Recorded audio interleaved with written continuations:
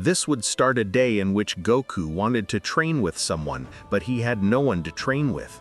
Then he would remember that he had promised Caulifla that he would train her someday. So he had decided to go to Universe 6, as Goku could not reach another universe with his teleportation. Because he did not know in what direction that planet was located, he would have no choice but to ask Whis to take him to the planet Sadala. "Well, Mr. Goku, we arrived. Remember not to do anything strange while you are here. This is not Universe 7. Also, if you want to return to planet Earth, I recommend you look for Mr. Vegeta's key. It is in the direction to the south." Whis noted, looking at Goku. "Yes, I know. Anyway, thanks for bringing me here and see you," Goku said, very excited, and would fly away from Whis. "I hope it does not cause problems here." Whis sighed and then left planet Sadala and returned to Universe 7. Goku kept flying and looking for Caulifla's key until he could find it. "Hi, Caulifla!" He greeted Goku kindly as he stopped flying. "So you finally arrived." Caulifla smiled, and Kale hid something far away and embarrassed. "But there she is! Kale, how are you?" He would greet Goku, and Kale, he would only return the greeting with his hand due to his shyness. "So are you going to train me or what?" Caulifla continued to insist excitedly. "What if we fight a little, so I'll see what I can teach you?" Goku proposed. Both Goku and Caulifla were in a fighting position, ready to fight. Caulifla had just arrived to witness the fight. Goku and Caulifla began to exchange blows. They didn't seem to be fighting with everyone from the start, since none of them turned into Super Saiyan. "I see Caulifla wants to be stronger," she remarked to Caulifla as she approached Kale and then looked at him. "And are you going to train with him too?" she asked Caulifla. "I don't know. I'm a little scared," she replied, a little shy. "Fear?" she questioned Caulifla, surprised. Meanwhile, in the fight, Goku connects a blow to Caulifla's face. That throws her away. She would get up furious and with courage, but she couldn't find Goku. "Where did he go?" Caulifla asked. "Behind you, sister!" Kale and Caulifla shouted and turned instantly. "With what? Attacking from behind? Coward!" Caulifla said, annoying. "And what's the problem if I attack you from behind?" Goku asked calmly. "It's not funny if I don't know where you are," Caulifla said, still angry. "I understand," Goku laughed. "You can't feel the ki of your opponent," Goku commented. "How is that to feel the ki?" Curious Caulifla asked when he stopped being in a fighting position. "The ki is the basic energy of all living beings. If you learn to control it, you can feel the energy of your opponent. So you will always know where you are without seeing it," Goku explained. Wait a minute. You mean you can feel the presence of others just with the ki?" excited Caulifla asked. "Of course," Goku would answer, laughing. "Teach me, please," excited Caulifla asked. "Mr. Goku, I have a question," intervened Kiabe. "Hey, wait, your turn," Caulifla screamed. "Tell me, Kiabe." Goku looked at Kiabe. "The time we met, I remember you and Mr. Vegeta asked me why I didn't have a tail," Kiabe told. "How is that about the tail? Why don't you have it?" curious Kiabe asked. "You see, the Saiyans in Universe 7 are born with a tail. Both I and Vegeta take it off for safety. It turns out that if we have a tail, we transform into giant apes in each full moon. And our power increases 10 times. But we can lose control and destroy everything around us," Goku explained. Wait a minute. Giant apes?" Kiabe questioned, surprised. "Yes, giant apes, about 10 or 12 meters high. I remember that once I fought against Vegeta and he transformed into one. His strength increased enormously," Goku told. Kiabe was terrified. He could tell how his legs were shaking. "Is that transformation called Ozaru?" Kiabe questioned. "It's true. That's what Vegeta told me. His name was Ozaru. And how do you know?" Goku asked, confused. "There is a legend that tells of a giant ape named Ozaru. They say that it was a legendary monster that terrified the universe," Kiabe told. "Hey, Goku, if you turn into that with a tail, why did you take it off?" Caulifla asked, doubtful. "I already told you. We could lose control. On the Earth, we have a full moon every 28 days, Goku said. Also, because of that, one day I crushed my grandfather unintentionally. Goku was sad, remembering his grandfather. It's a shame you don't grow up again. Among so many transformations, you could try to master it, Cauliflaw said. Goku would be silent for a moment. He would lower his gaze. He would close his eyes. He did not say a word. And this made everyone nervous. Hey, did I say something wrong? Cauliflaw asked, worried.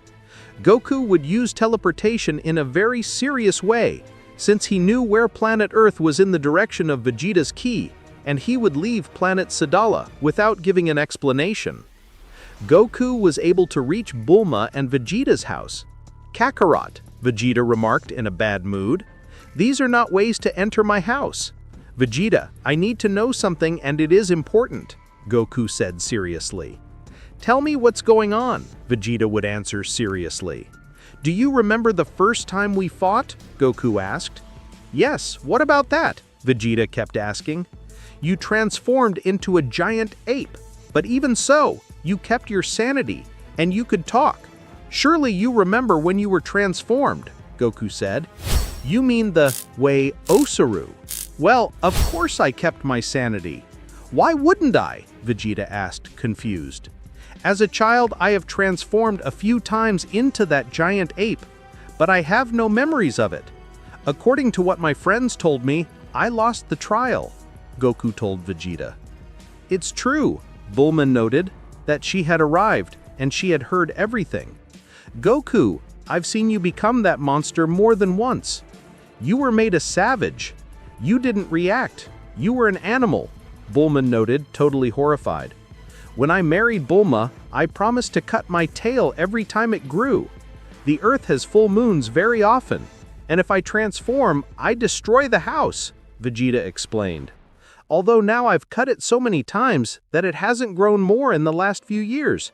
I thought you cut it too, Vegeta remarked, surprised. No, Kami-sama cut it permanently when I was 16. It was to avoid problems, Goku told. Kakarot, what are you thinking about? Vegeta asked. Goku used teleportation, and without giving an explanation, he left Vegeta and Bulma without saying goodbye. He had arrived at the sacred temple of Kami-sama, where Dende and Piccolo were. Piccolo, I need to know something, Goku said serious.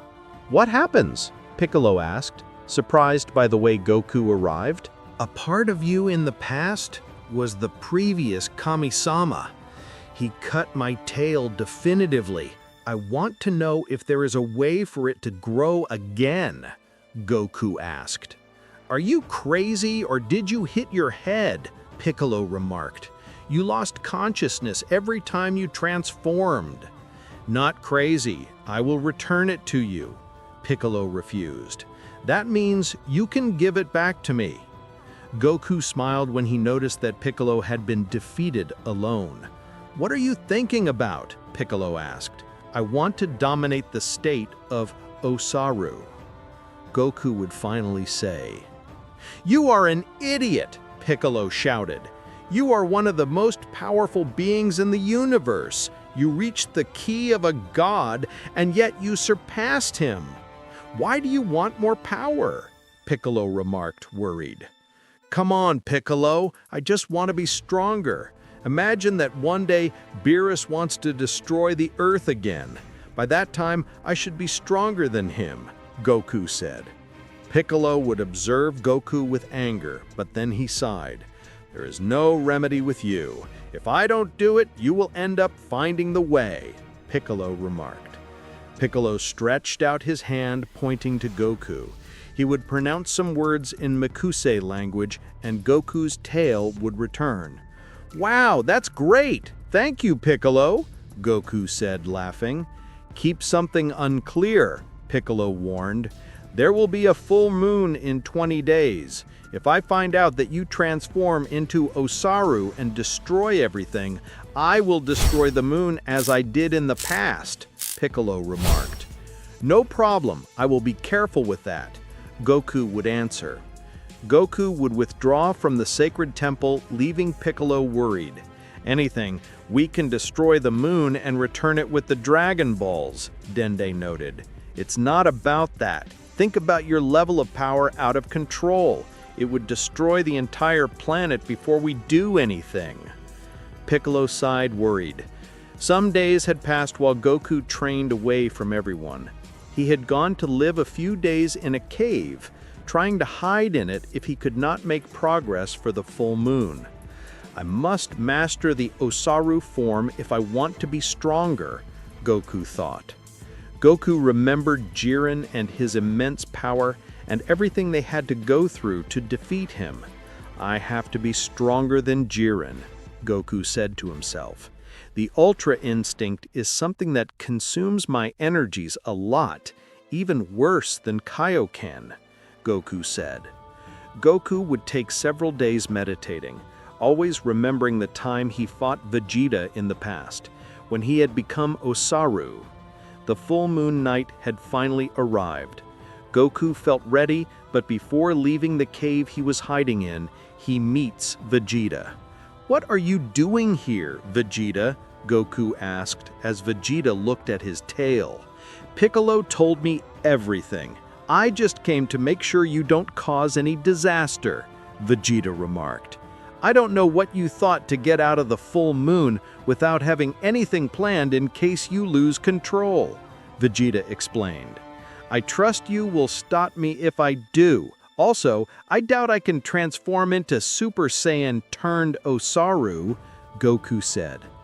Goku and Vegeta would leave the cave. The full moonlight illuminated the whole place.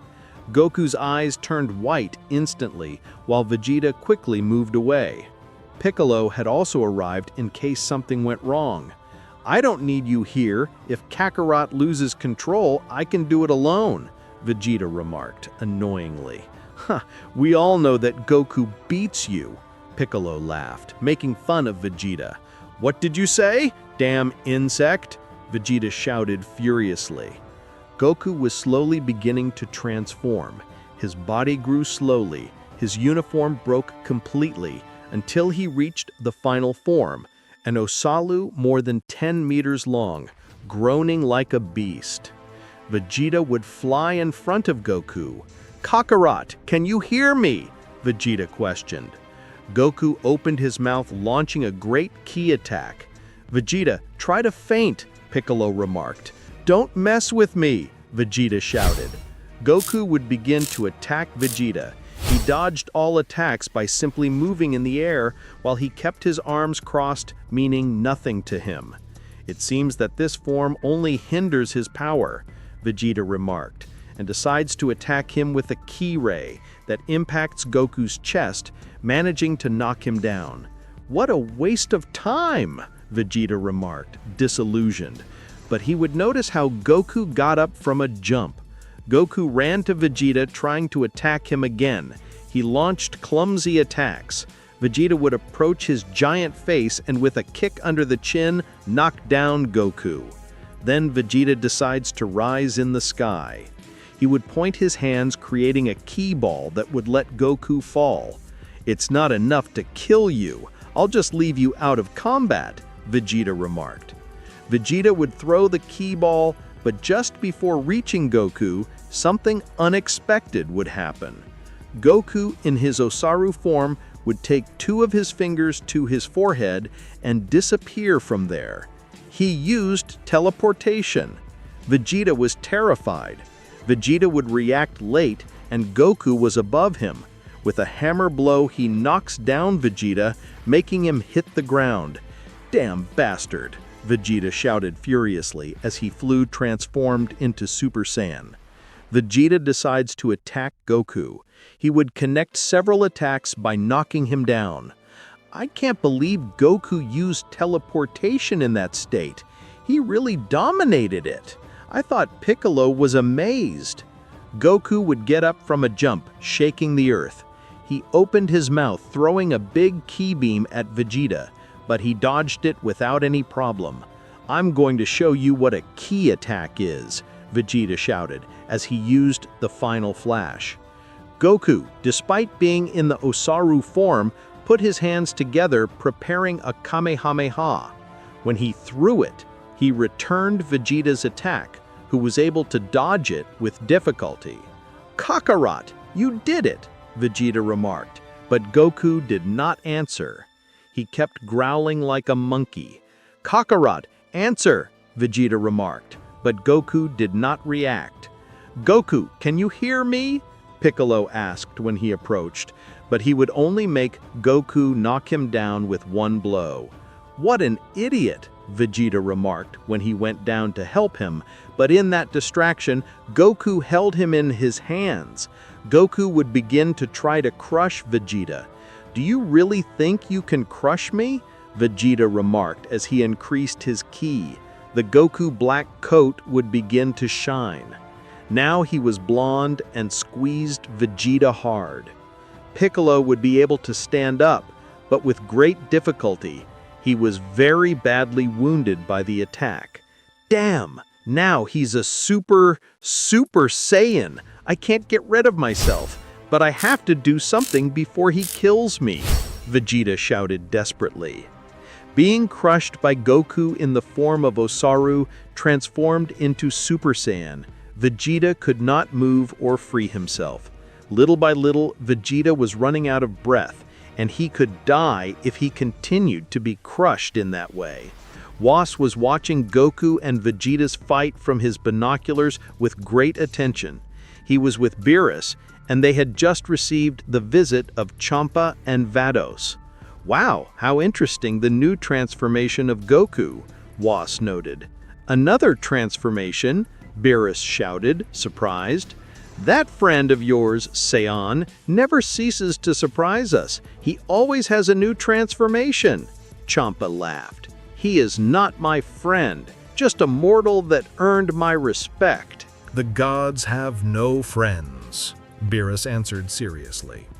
"It is not a direct transformation like the ones we always see," Whis explained. "He only became a giant swan. That transformation would be complemented by the others if he manages to master it," Whis kept saying. "Giant swan?" Champa asked, worried. Champa would approach Whis's binoculars. He watched Goku carefully as he used the Super Saiyan in Ozaru mode. "Why that curiosity in Goku?" Beerus asked seriously. "You're a good-for-nothing," Champa remarked to his brother Beerus. "If that Goku transforms into Ozaru, he could destroy the entire universe," he warned the god of the destruction of Universe 6. "Now that I think about it, it seems that Goku is not in favor of the reason," Whis noted, appreciating the fight in detail. Meanwhile, Goku kept squeezing Vegeta. Gohan had just arrived and helped Piccolo by moving him away from there. "Mr. Piccolo, is that my father?" Gohan asked with some fear. "Yes, the good-for-nothing of your father lost his mind," Piccolo answered. "It can't be! He's going to kill Vegeta," Gohan remarked as he increased his ki. But just before going to fight, Piccolo holds him by his arm and stops him. "Wait, calm down, pay attention," Piccolo remarked seriously. "But he's going to kill him if we don't do something," Gohan shouted, worried. "Pay more attention, boy," Piccolo would speak louder and very seriously. Gohan was anxious to help Vegeta, but after observing him, he would understand. "It's true, Vegeta only uses the transformation of the ordinary Super Saiyan," Gohan remarked, calmer. "Vegeta can beat him if he proposes. He's just studying him so he can master him," Piccolo would comment. "Kakarot, react!" Vegeta shouted, but Goku was still out of control. "You don't leave me any more alternatives," impatient Vegeta remarked. Vegeta decided to transform into Super Saiyan Blue. In the explosion of ki, he would manage to get out of Goku's giant hands. Goku would throw a hand to Vegeta, but although he connected the attack, Vegeta remained still. The difference in ki was too much. Goku would stay still for a moment. The beast was seen breathing hard. It looked like he was studying Vegeta. After a few seconds, he would attack Vegeta, but this time they were not handshakes, they were precise punch blows. Vegeta remained still. The attacks were very weak for him. "Enough!" Vegeta yelled, and from one moment to another, he would reach Goku's stomach with a strong kick, causing him to fall to the ground fainting. "Father!" Gohan yelled when he got to his side. "Don't worry, it's okay," Vegeta remarked, when he held the end of his tail and cut it with a key disc, similar to Krillin's Heian San. Little by little, Goku was regaining his original form. He was naked, lying on the ground, since his fighting uniform had broken in the transformation. "I'll take care of it," Piccolo remarked. Piccolo stretched his hand towards Goku and magically created a uniform for Goku. "It's true, I remember, you created a uniform similar to yours in that way," Gohan remarked. Meanwhile, Beerus and the others had seen it all. "In the end, everything turned out well," Beerus noted. "Brother, I won't get into your universe, but remember that I exterminated a variant of the Saiyan with my universe's tail because of how dangerous those transformations were," Champa remarked, warning of the danger. "That explains why the Saiyan of Universe 6 don't have a tail and they don't know about the existence of it," Whis noted. Beerus would remember Goku with the Ultra Instinct and white hair, cutting Jiren into pieces and imagining him with the Ultra Instinct in the Ozaru form. "Okay, I think I'll take some measure," Beerus noted. "Well, let's go," Beerus ordered. "Are we going to Earth?" Whis inquired. "No, to the moon of Earth," Beerus answered. Minutes later, Beerus and Whis were flying over the moon. "For now, it will be the moon. With that, I think it will be enough." Beerus smiled as he dropped a small pinch of Hakai energy. The Hakai would fall on the surface of the moon, and little by little, the entire ground would turn violet. "Vegeta!" Bulma bellowed, terrified, and Vegeta would arrive at the moment. "What's going on?" Vegeta questioned, alert, but he would understand when Bulma pointed to the sky. The moon shined violet, and from one moment to another it disappeared with small flashes of that color. "That was undoubtedly a Hakai," Vegeta remarked seriously. "I'm sure Beerus is furious," Bulma noted, worried. "Not at all," Beerus would answer, who was behind them along with Whis. "When did you arrive?" Bulma asked, terrified. "Destroying the moon means you know what happened to Kakarot," Vegeta understood. "That's right, we gods see everything," Beerus smiled. "Actually, I saw it, and then I told Beerus," Whis laughed. "It's the same," Beerus screamed, comedically. "Don't get it wrong, Vegeta, but you guys transcended your level. Not only do you have the ki of a god, you also have overwhelming strength," Beerus explained. "I understand. Kakarot is a danger that way," Vegeta remarked. "Vegeta, take care of it. I don't want to see anything similar to the Ozaru way again. If something like that happens again, I will destroy the Earth," Beerus warned. "You can't be serious," Bulma noted, annoyed. "After everything you've done for us, thanks to him you're still alive. Or did you forget about the Tournament of Power?" Bulma would comment. "Beerus is right," Vegeta remarked. "When Kakarot came to the Ozaru form in Super Saiyan, the difference in level was too much. He forced me to use the blue form. He just think would have happened if for some reason he would come to the blue Super Saiyan form but in Ozaru." Vegeta explained his reasons to prevent Goku from transforming back into Ozaru again. Hours later, Goku had just woken up while Chi-Chi was watching him. "At last you wake up, Goku," Chi-Chi smiled. "What happened?" Goku asked while holding his head for a strong pain. "Don't worry, you just passed out during training," Chi-Chi would answer. "What training? I don't remember anything," Goku and Gohan remarked, and the moment would come. "Father, don't you remember anything?" his son asked with some fear. "Now that you mention it, the last thing I remember is Vegeta seeing me in a cave," Goku said. "It's true. Goku screamed, terrified. Did something bad happen?" "Father, what you did was very irresponsible," Gohan remarked, something serious. "I don't know what you were thinking to decide to transform into Ozaru," Gohan complained. Son, I'm sorry to worry you, but you have to understand, I need to get stronger, Goku said seriously. And at what price? Gohan shouted, worried. Goku and Gohan exchanged tense looks. Did someone get hurt?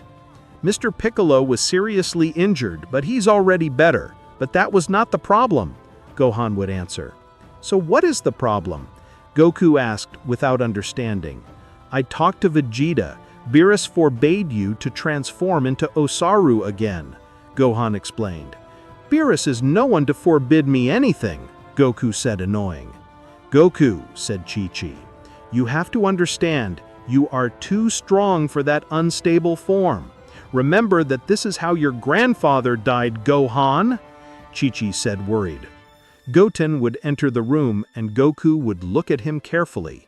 Why are you arguing? Little Goten asked. Goku, when he saw his youngest son, understood everything. His need to become stronger could hurt others. I'm sorry. I'm really sorry, Goku said. I think I can get stronger in other ways, so I'll put aside the idea of the Ozaru transformation. Goku smiled. Anyway, you have to know that Beerus destroyed the moon, Gohan commented. It seems to me the most reasonable. Goku laughed. From one moment to another, Goku would feel a strong headache. Honey, are you okay? Chi-Chi asked, worried. Yes, it's nothing, he would answer Goku, but he began to remember some things. For a moment, he remembered the exact moment when he squeezed Vegeta between his gigantic hands. And he shouted his name, Kakarot. I'll go see Vegeta for a moment. I'll be right back, Goku said, when using the teleportation to get to Vegeta's house. Goku would comment on that image that came to his mind, the precise moment when he had it in his hands. It was as you describe it, Vegeta commented. I find it curious that you remember it. You were totally out of control. I know, but I think the best thing will be to put that idea aside. I don't want to hurt anyone, or that Beerus destroys us, Goku said, sighing. Go rest, Kakarot. Your wife must be worried, Vegeta remarked. Goku would return to his home, and after a dinner with a lot of food, he went to sleep with Chi-Chi. Damn, my head still hurts, Goku said. Then he remembered something again, the moment when he attacked Piccolo. Goku! He would raise the tone of voice, Chi-Chi. Chi-Chi, what's going on? Goku asked. He had not realized that his wife was calling him, but he had been distracted by that memory. What if you want something for the headache? Chi-Chi said. Don't worry, I just need to rest, Goku replied. That night, Goku would have a peculiar dream. There was only darkness and a familiar voice calling him by his name. Grandpa, Goku asked. Goku! The voice of his grandfather was heard in the distance, but he could not find him. Grandpa, where are you? Goku asked desperately. Then a fierce growl would be heard. Goku, please listen to me, his grandfather said, to whom he finally managed to see. Grandpa, I'm here, Goku said. But when he approached him, he passed him as if he were a ghost. Then he noticed that his grandfather was looking up. When he looked where he saw him, he looked up. He saw a giant ape. Goku's grandfather did not speak to him directly, if not to the ape. Grandpa, get out of there, Goku shouted.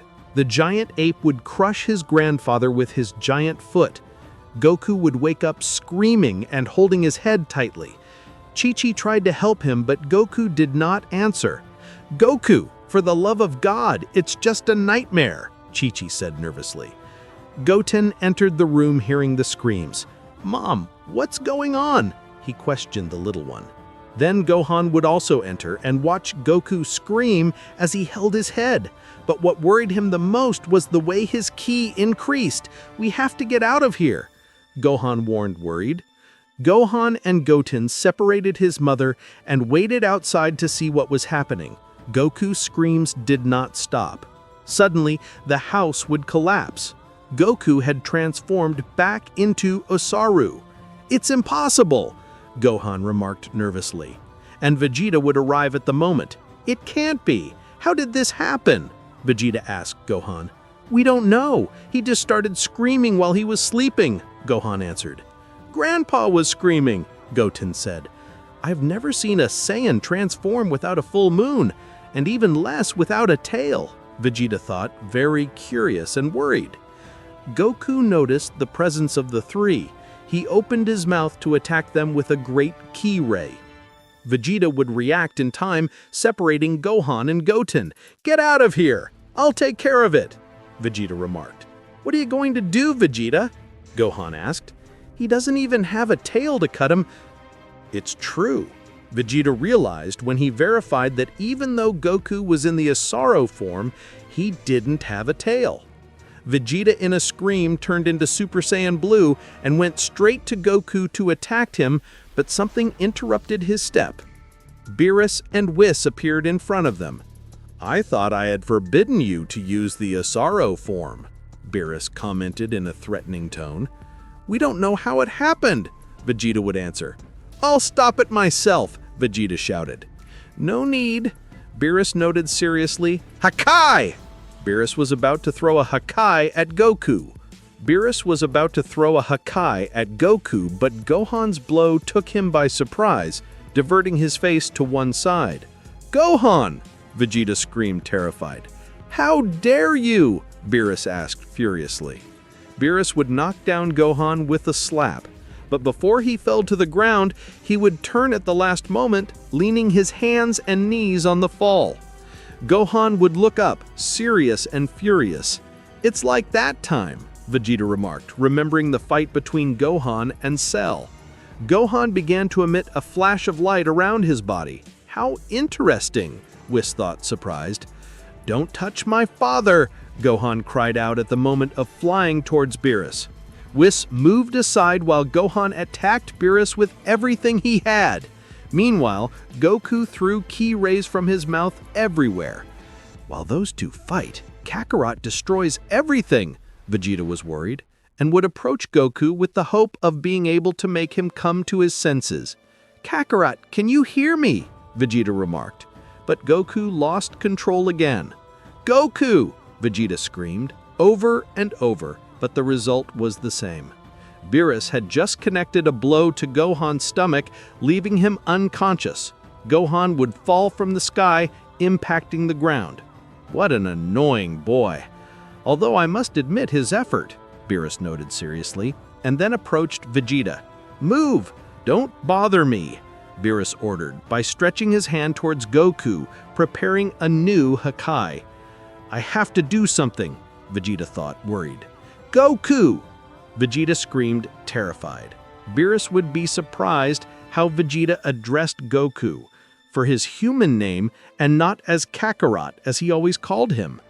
"Vegeta!" Goku would finally say. "Kakarot, can you hear me?" Vegeta remarked, but Goku lost control again. "Goku!" Beerus screamed, but nothing happened. "Vegeta, call him by his terrible name again," Beerus ordered. "Vegeta, insect, react," Vegeta remarked. "Vegeta!" Goku said again. Goku began to calm. At least he had stopped attacking. "Can you understand me?" Vegeta asked. "Vegeta, Vegeta, Vegeta." The moment carried a heavy, echoing silence. He repeated Goku as if it were the only word he could say. "Beerus, what are you going to do?" Whis inquired with a strange smile. "I don't know. I haven't decided yet," Beerus answered doubtfully. "I should destroy it, although I really don't have that desire." Beerus sighed. Hundreds of ships would begin to appear in the sky. Goku would lose control when he saw them.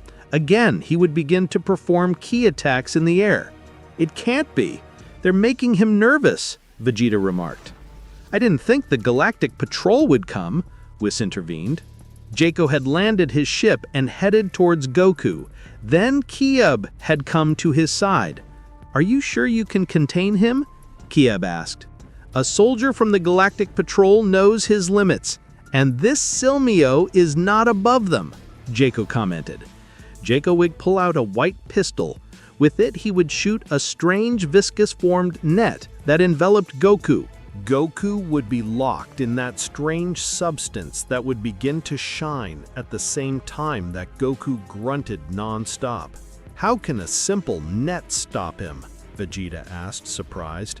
"It's part of the technology of the Galactic Patrol. This net has a molecular structure that drains its energy," Jocko replied. "Kiabe, you have to go back," Vegeta asked, something suspicious. "Mr. Vegeta, I'm sorry, but I was the one who told Mr. Goku about the prophecy of the legendary Ozaru, and I had no choice but to try to help," Kiabe commented. "Since we have knowledge of the Universe 6, the galactic patrols of both universes have been in contact and in collaboration," Jocko explained. "Understanding the intention of Mr. Goku to become Ozaru, I warned Jocko about the legend," Kiabe remarked. "Hey, Kiabe," Beerus noticed something annoying. "What are you doing in my universe?" Beerus asked, angry. "I'm sorry, sir," Kiabe remarked, terrified. "Beerus, please, there is no time for rivalries between universes." Whis stopped. "What are you waiting for to destroy it?" Champa asked as he descended from heaven along with Bardock. "What the hell are you doing here?" furious Beerus inquired. He did not like at all that his brother meddled in the affairs of Universe 7. "There is a prophecy that warned about the creation of a legendary Ozaru, so I destroyed a branch of the warrior Saiyan race that was tailed," Champa remarked. "Don't you see, brother? You have a Saiyan who has the key of a god, who dominated the Ultra Instinct, and now he is a permanent Ozaru," Champa remarked, trying to convince Beerus to destroy Goku. Beerus had been serious for a moment. Although he did not want to, he felt that he had to eliminate Goku for the good of the universe. He stretched out his hand toward Goku, preparing a Hakai. "It's a shame. He's going to miss him," Whis noted something sad. "Beerus, please wait," Jocko remarked. "Get away, or I'll destroy you too," he threatened Beerus. Vegeta stood in front of Goku, blocking Beerus. "If you are going to destroy Kakarot, you will have to destroy me first," he threatened Vegeta at the time of transforming into Super Saiyan Blue. "Are you sure of the position you're taking right now?" Beerus asked very seriously. "Very sure," Vegeta would answer. Beerus watched Vegeta defiantly. He did not decide, and his hand was still extended with the Hakai ready to throw it. "Jocko, what plans do you have for Goku?" Beerus asked. "The doctors of the Galactic Patrol would study it. They will surely find a solution," Jocko answered, something scared. "Very good," Beerus answered, and then he would move away. "Brother, you are a complete idiot," Champa remarked. "I have made a decision, and so it will be. If something goes wrong, I will only destroy the Galactic Patrol," Beerus explained. "Destroy?" Jocko, terrified, asked. "If the Galactic Patrol is as good as you presume, I do not see why you should be afraid," Beerus smiled. "If you do not do it, I will do it," Champa remarked when creating a Hakai towards Goku. "Mr. Champa!" Vados raised his voice, very furious. "What do you want?" Champa shouted annoyingly. "Remember the treaty between universes," Vados remarked annoyingly. "If you destroy something in another universe, Zeno-sama will disappear, and I will take care of notifying him," Beerus intervened. "If that thing gets out of control, I will make you responsible," Champa threatened to withdraw with Vados. "Kiabe, you better go," Beerus warned. "Beerus, I just came to collaborate," Kiabe remarked, terrified. "I know, and I appreciate it, but if Champa gets upset with you, I can't do anything," Beerus noted. "Better go," Beerus noted calmly. A few days passed while Goku was still in Ozaru form, unable to regain his reason or the original Saiyan form. Jocko and his staff worked very hard to return him to normal. "Why does he stay in that form?" Jocko thought, tense. Goku was in a giant capsule adapted to his size, where he was still and floating, inside a spaceship of the Galactic Patrol. Vegeta had just gathered the Dragon Balls. Gohan and Piccolo accompanied him. It was the only hope they had to solve this situation. "Get out of there, Shenlong," Piccolo remarked. As always, the sky darkened after the invocation of Shenlong. The dragon god was ready to fulfill the wish. "I wish Goku returns to his original form," Piccolo asked. "I'm sorry, but I can't fulfill that wish. You'll have to ask for something else," Shenlong noted.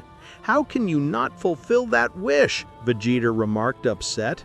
"Goku's powers surpass mine. If I fulfill that wish, they will automatically transform again," Shenlong replied.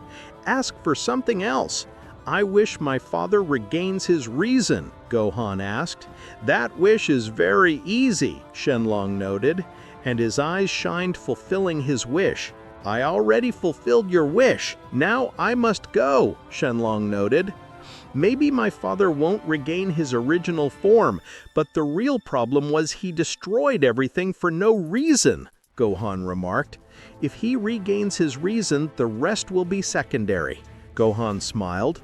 "Gohan, you are very smart," Piccolo, surprised, said. "Really, Mr. Piccolo?" Gohan laughed. "For some reason, your idea seems stupid to me," Vegeta would comment. Meanwhile, Jocko was monitoring Goku's vital signs. These began to increase. "It can't be! It can't be that he's waking up! He's totally sedated," Jocko remarked. Everyone in the staff would get nervous when they saw Goku's eyes open. "Jocko, what am I doing here?" Goku asked, who spoke with a wild and resonant voice. "Goku, can you hear me?" Jocko remarked. Goku joined in destroying the capsule that contained him. The alarms inside the lab began to sound with a red alert. "That's not good at all," Jocko worried thought. Goku looked at his hands, realizing that he was an Ozaru. "What did they do to me?" Goku asked, upset. "Wait, Goku, we have nothing to do with this. We were looking for a solution," Jocko remarked, trying to calm Goku. Goku would groan, and when he opened his mouth, he launched a ki attack from his mouth, creating an explosion in the lab. "Goku, wait! We're in the middle of space!" Jocko, terrified, said. Goku would close his eyes and for a moment saw the image of Beerus. He put his fingers on his forehead and disappeared with the teleportation. Gohan and Piccolo were at Vegeta and Bulma's house. Bulma had just spoken with Jocko through his communicator. "Guys, I have bad news," Bulma noted. "What happened now?" Vegeta questioned. "Jocko just told me that Goku woke up, that he could speak, and that he asked why they did that to him. Then he teleported and he doesn't know where," Bulma explained. "I told you that idea was stupid," Vegeta would tell Gohan. "Maybe he's just stressed about his condition. If we look for him, we can talk to him," Gohan remarked. "Talk!" Vegeta laughed. "The pure-blooded Saiyans don't solve things by talking. Go with your books elsewhere. You don't understand these things anymore," Vegeta remarked seriously. Meanwhile, Goku had just arrived at the planet of Beerus. "Beerus!" Goku shouted outside his castle, and Beerus and Whis left right away. "Goku?" Beerus asked. "Beerus, you bastard! What have you done to me?" Goku asked furiously. "He must believe that we are to blame," Whis noted to the God of Destruction. "Hey, Goku, I'm glad you got your sanity back, but we have nothing to do with it," Beerus noted. "I don't know if you're telling the truth, but right now I just want to fight," Goku said while groaning as he raised his ki. Goku would transform into Super Saiyan while Oozaru was in his state. "I don't have time for this. Evidently, you're still a danger," Beerus noted. "Hakai!" Beerus exclaimed when he used the Hakai on Goku. Goku's body was covered by the energy of destruction, but it disappeared from one moment to another. "Are you trying to destroy me?" Goku said furiously when he threw himself on Beerus with a fist attack. "We'll do it the traditional way," Beerus smiled, ready to fight. Beerus would connect a kick under Goku's chin, knocking down the giant. His fall made the ground tremble. "I see you're very excited, Beerus," Whis would laugh. For some reason, An emotion that I haven't experienced in a long time is being generated in me, Beerus smiled. Goku would get up instantly, more and more furious. Beerus! Goku shouted. Goku would begin to increase his ki wildly. The blonde hair on his body seemed to rise. I think that's the form of Super Saiyan 2, Whis noted while looking at Goku. Beerus would begin to attack Goku with a series of consecutive attacks. Goku was surprisingly standing. So that's the result of the Legendary Ozaru, Beerus noted, excited with the opportunity to have a worthy fight. Why don't you use the ki of a god? Beerus inquired, challenging. Goku would groan while he created a breeze of energy around him. In an explosion of energy, he showed the form of Super Saiyan Blue. He did it! He really did it! Beerus exclaimed, excited. And Goku would observe his fists. He appreciated the blue fur on them. I feel that I can still be stronger, Goku said. Goku would throw a blow at Beerus. He threw the God of Destruction towards the castle, destroying a part of him. Beerus came out quickly and covered him with a violet energy around him. Now yes, I'm ready to fight for real, Beerus smiled, willing to fight to the death against Goku. Whoever wins this battle will decide who lives. If the God of Destruction, Beerus, or Goku with his new transformation of Ozaru Super Saiyan Blue. Beerus was getting more and more excited to see Goku's strength in his transformation of Ozaru.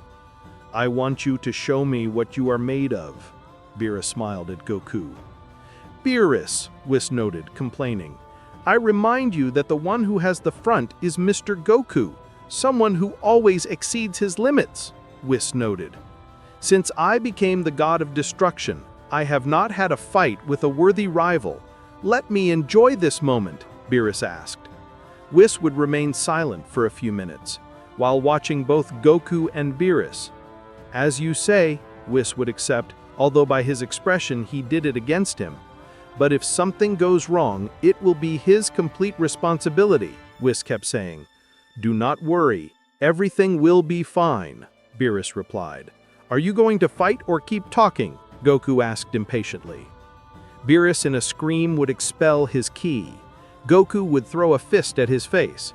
Goku loses his balance but would not fall, only a step back. Damn, Beerus! Goku shouted by throwing a fist. Beerus would dodge his giant arm without any problem. Goku attacked as many times as possible, but Beerus dodged everything by simply moving from side to side. Although it may not seem like it, being a giant, it is easier to dodge, Beerus smiled.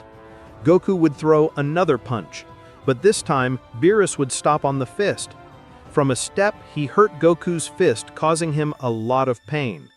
Then he ran on his arm, and when he reached his shoulder, he would connect a strong kick to his cheek. Goku tried to get rid of Beerus, but he behaved like a mosquito that he could not kill. He threw punches everywhere, but Beerus, with agility, he always positioned himself on some part of his body to attack. Goku, tired, would create an explosion of ki, expelling Beerus. What happens? I expected more from you, Beerus inquired. It is logical to think that despite his great power, he is not used to fighting with that size, Whis thought. Goku would join his hands for a Kamehameha, surprising Beerus. Why would he attack in this way, knowing that he can dodge it? Beerus was curious. Goku said with his monstrous voice, "It will not help you at all," Beerus warned, prepared to dodge the attack. Goku was still preparing his attack. Are you really going to waste energy like that? Beerus was confused. Goku disappeared before Beerus's eyes. Where did he go? Beerus asked, terrified. He heard Beerus from the sky. Goku had launched the Kamehameha from the sky, having teleported just before executing it. Beerus would turn at the last moment.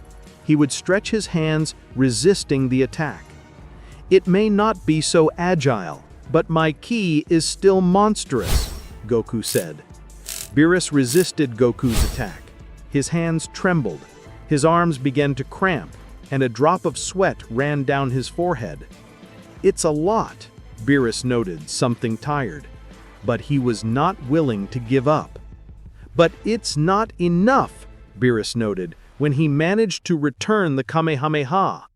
"It cannot be," Goku wondered, surprised. And the Kamehameha would hit him without being able to do anything. An explosion in the sky would blind Beerus for a moment. In the end, he would see the gigantic body of Goku as it fell. During the fall, he lost the transformation of Super Saiyan Blue, and then his body would begin to shrink. Goku hit the ground. "Wow, it was a great fight," Beerus would sigh, something tired. Beerus observed Goku's body. He was with his eyes lost. He seemed dead. Then he would remember the moment when he fought Jiren, the first time he managed to use the Ultra Instinct. "Don't lower the guard, Beerus," Beerus warned. "He is totally out of combat," Beerus noted, watching Goku. And Champa had arrived with Bardock. "What are you doing here?" Beerus asked annoyingly. "I'm sorry, little brother, but I can't let your incompetence put in danger the other universes," Champa remarked annoyingly. "Look at it for yourself," Beerus pointed to Goku's body. "I have defeated him for myself," Beerus smiled confident. "And what are you waiting to kill him?" Champa shouted. Beerus threw a laser from here that rubbed Champa's cheek. "I warned you not to get in my universe," Beerus seriously threatened. Both gods' brothers looked very angry. "Remember that you cannot destroy him," Bardock reminded Champa. "And what happens if Universe 6 comes to destroy everything?" Champa shouted, worried. "In that case, it will be your responsibility. But for now, it is not," Bardock reminded.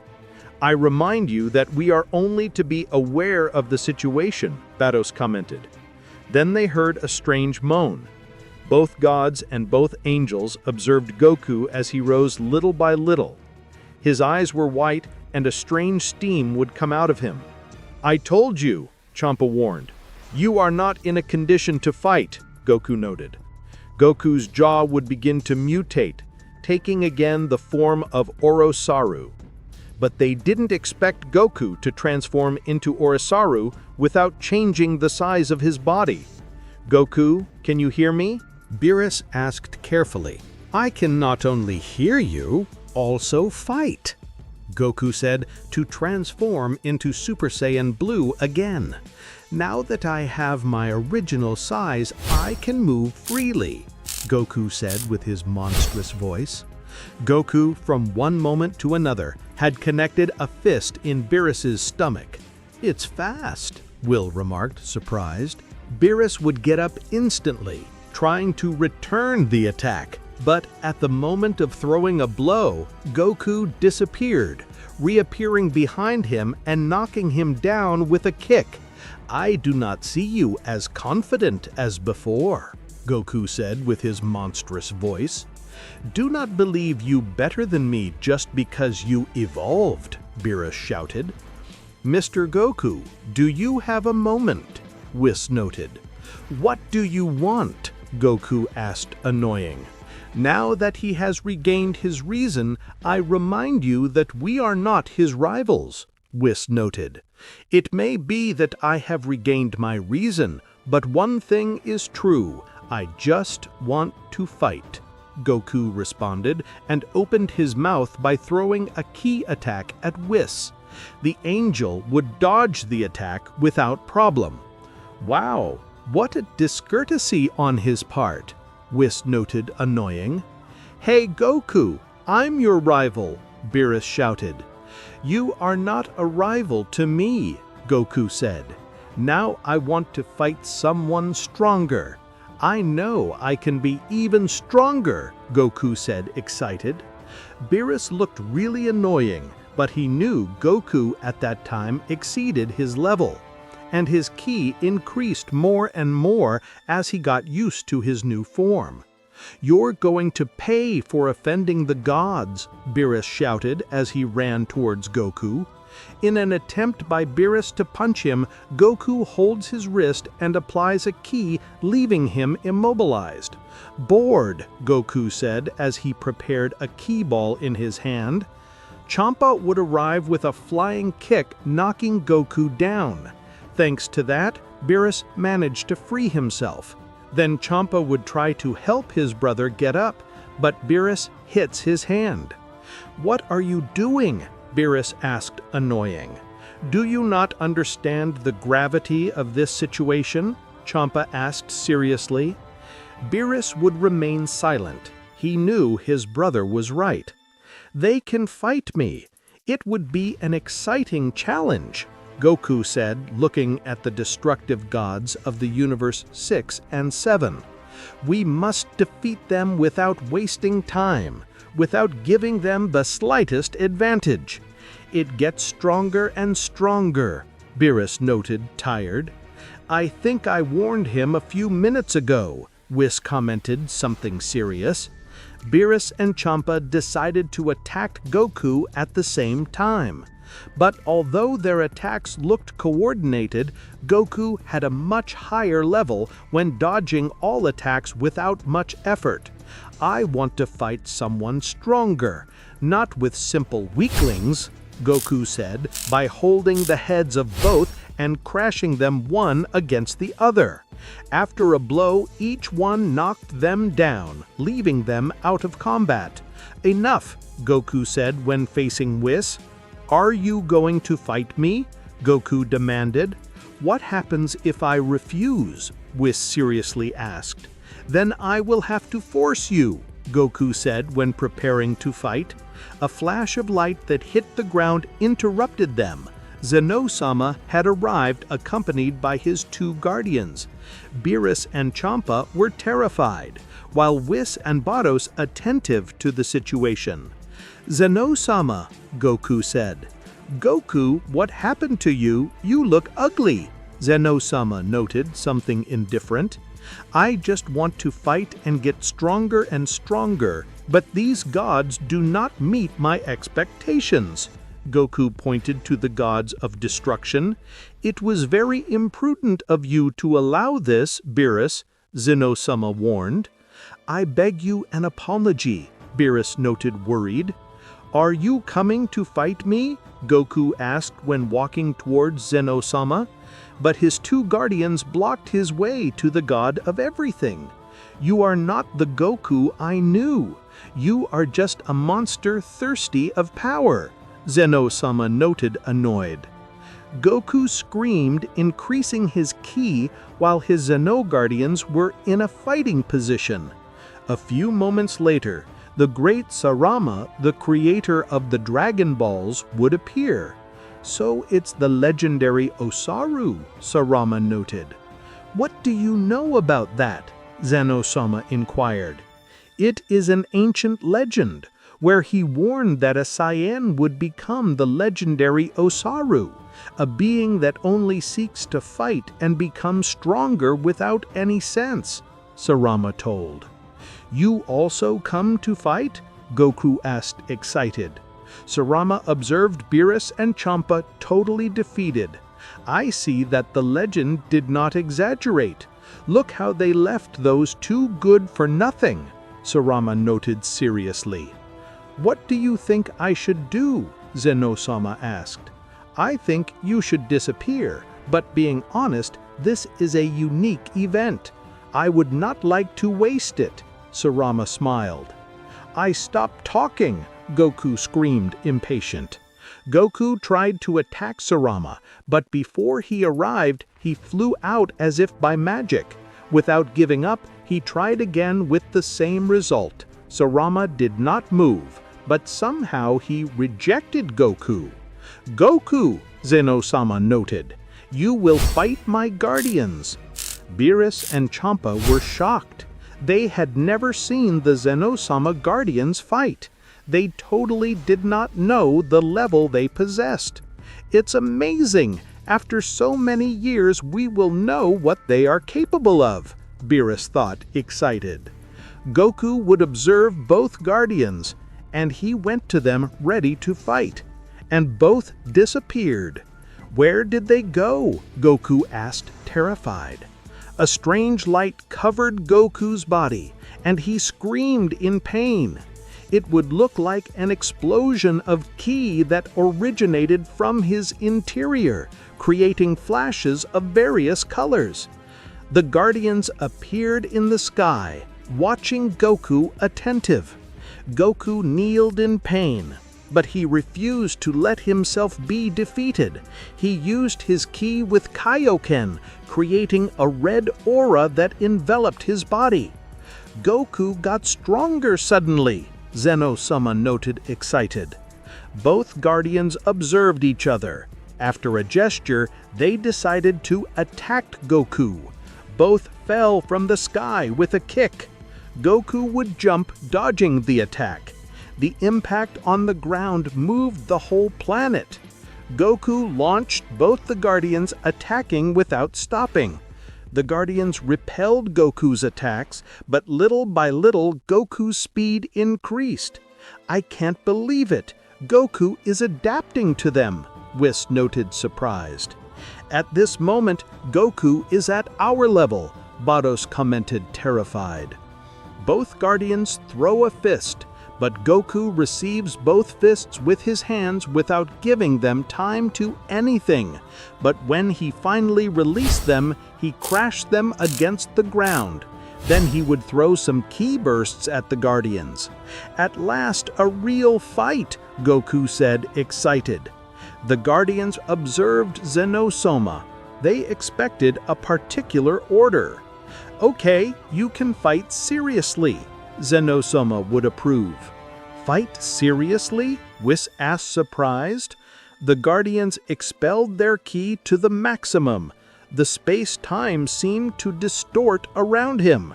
"I haven't seen your servants get that way in a long time," Sarama noted excited watching the fight. "The last time was when they trained with Grand Priest," Zeno-sama would comment. "Finally, worthy rivals! I'm going to defeat them," Goku shouted, ready to fight with all his power. He wanted to finish off the Guardians, and then have an unforgettable battle against Zeno-sama. In the castle of King Vegeta, there was a secret laboratory that even King Vegeta himself did not know.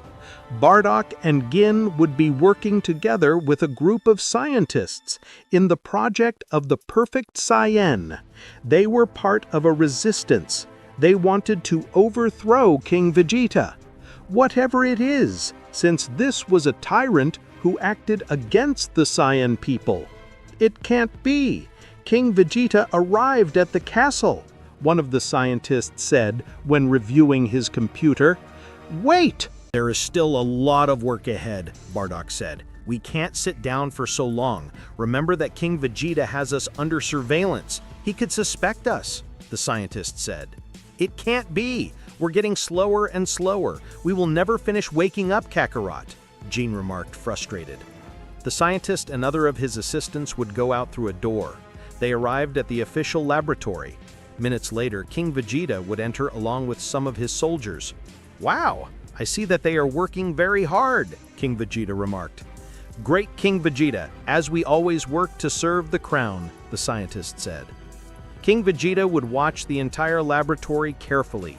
He seemed to suspect something. "Great Lord, is something happening?" the scientist asked attentively, while the other colleagues would look terrified. "Nothing," King Vegeta remarked. "I don't know why you were so nervous. You act as if you were hiding something." Bardock and Gene heard everything from the other side. They were afraid to be discovered. "Damn, that guy must know something," Bardock said in a low voice. "Don't raise your voice, he may hear us," Gene remarked. King Vegeta would use his radar to detect the presence of someone. He would only see the power level of each of those present. "Luckily, I covered the walls with lead. Those radars can't read what is hidden in lead," the scientist would think. "I heard rumors that they are doing undeclared activities," King Vegeta remarked. "Undeclared activities?" the scientist asked. "Wow, how crazy that they say something about that." King Vegeta would move the edge of his hand agilely, very close to the scientist's neck, so close that he would cut only the tunic he was wearing. "I imagine you know what will happen if I find out that you are betraying me," King Vegeta remarked. "I think I don't even have to remind you." "I would never be able to," the scientist said. Then King Vegeta would leave there. Minutes later, the scientist would return to the secret laboratory. "I can't believe it, that was very close," the scientist said. "Hey, are you okay?" Bardock asked. "Yes, just a little nervous," the scientist said. At that moment, that scientist would observe Goku. He was in a capsule that kept him preserved. "I think it would be best to leave this here. Take Kakarot from here," the scientist said. "Don't tell me you want to leave everything as it is. You are a damned coward," Bardock Furious said. "Wait, Bardock, don't be so hard on him," Gene noted. "There is no point in continuing with this here. King Vegeta already distrusts himself," the scientist said. "If he finds out that we work on the perfect Saiyan, all our plans will go to waste. That's why you have to get him out of here, so that at least he survives." "No, I can't allow it," Bardock Furious said. "Honey, I think you're right," Gene noted. "If they find out, we'll lose everything." "Damn," Bardock Furious said. "During the night, take some capsules that I have hidden. They are the old model, so you won't be able to track them. Get out of this planet and come back when you're ready," the scientist said. "I guess we have no other option. We can return in the future when we are more ready," Gene noted. "Damn. If it weren't for the fact that King Vegeta is not an ordinary Saiyan, and for all his faithful, I could end him," Bardock Furious said. "Remember that King Vegeta is first class. He is one of the strongest Saiyans on the planet. That's why he is the king," Gene noted. "I know. It will be better to escape," Bardock Furious said. "I promise that one day I will return and finish him with my own hands." At night, Bardock and Gene would take 3 capsules to escape. They would take Goku out of the capsule and clean it. "Take this," the scientist said when giving them a syringe.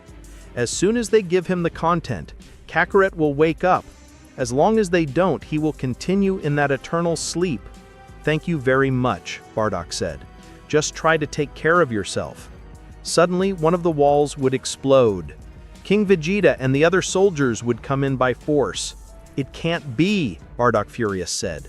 "They found us," the scientist said. "I knew you were a traitor, but I didn't expect something like this from you two," King Vegeta remarked. "Gene, run away from here," Bardock Furious said. "Are you crazy?" Gene Furious said. "Run away," Bardock Furious said. Bardock would raise his ki and throw himself at King Vegeta's soldiers. The scientist would not stay behind.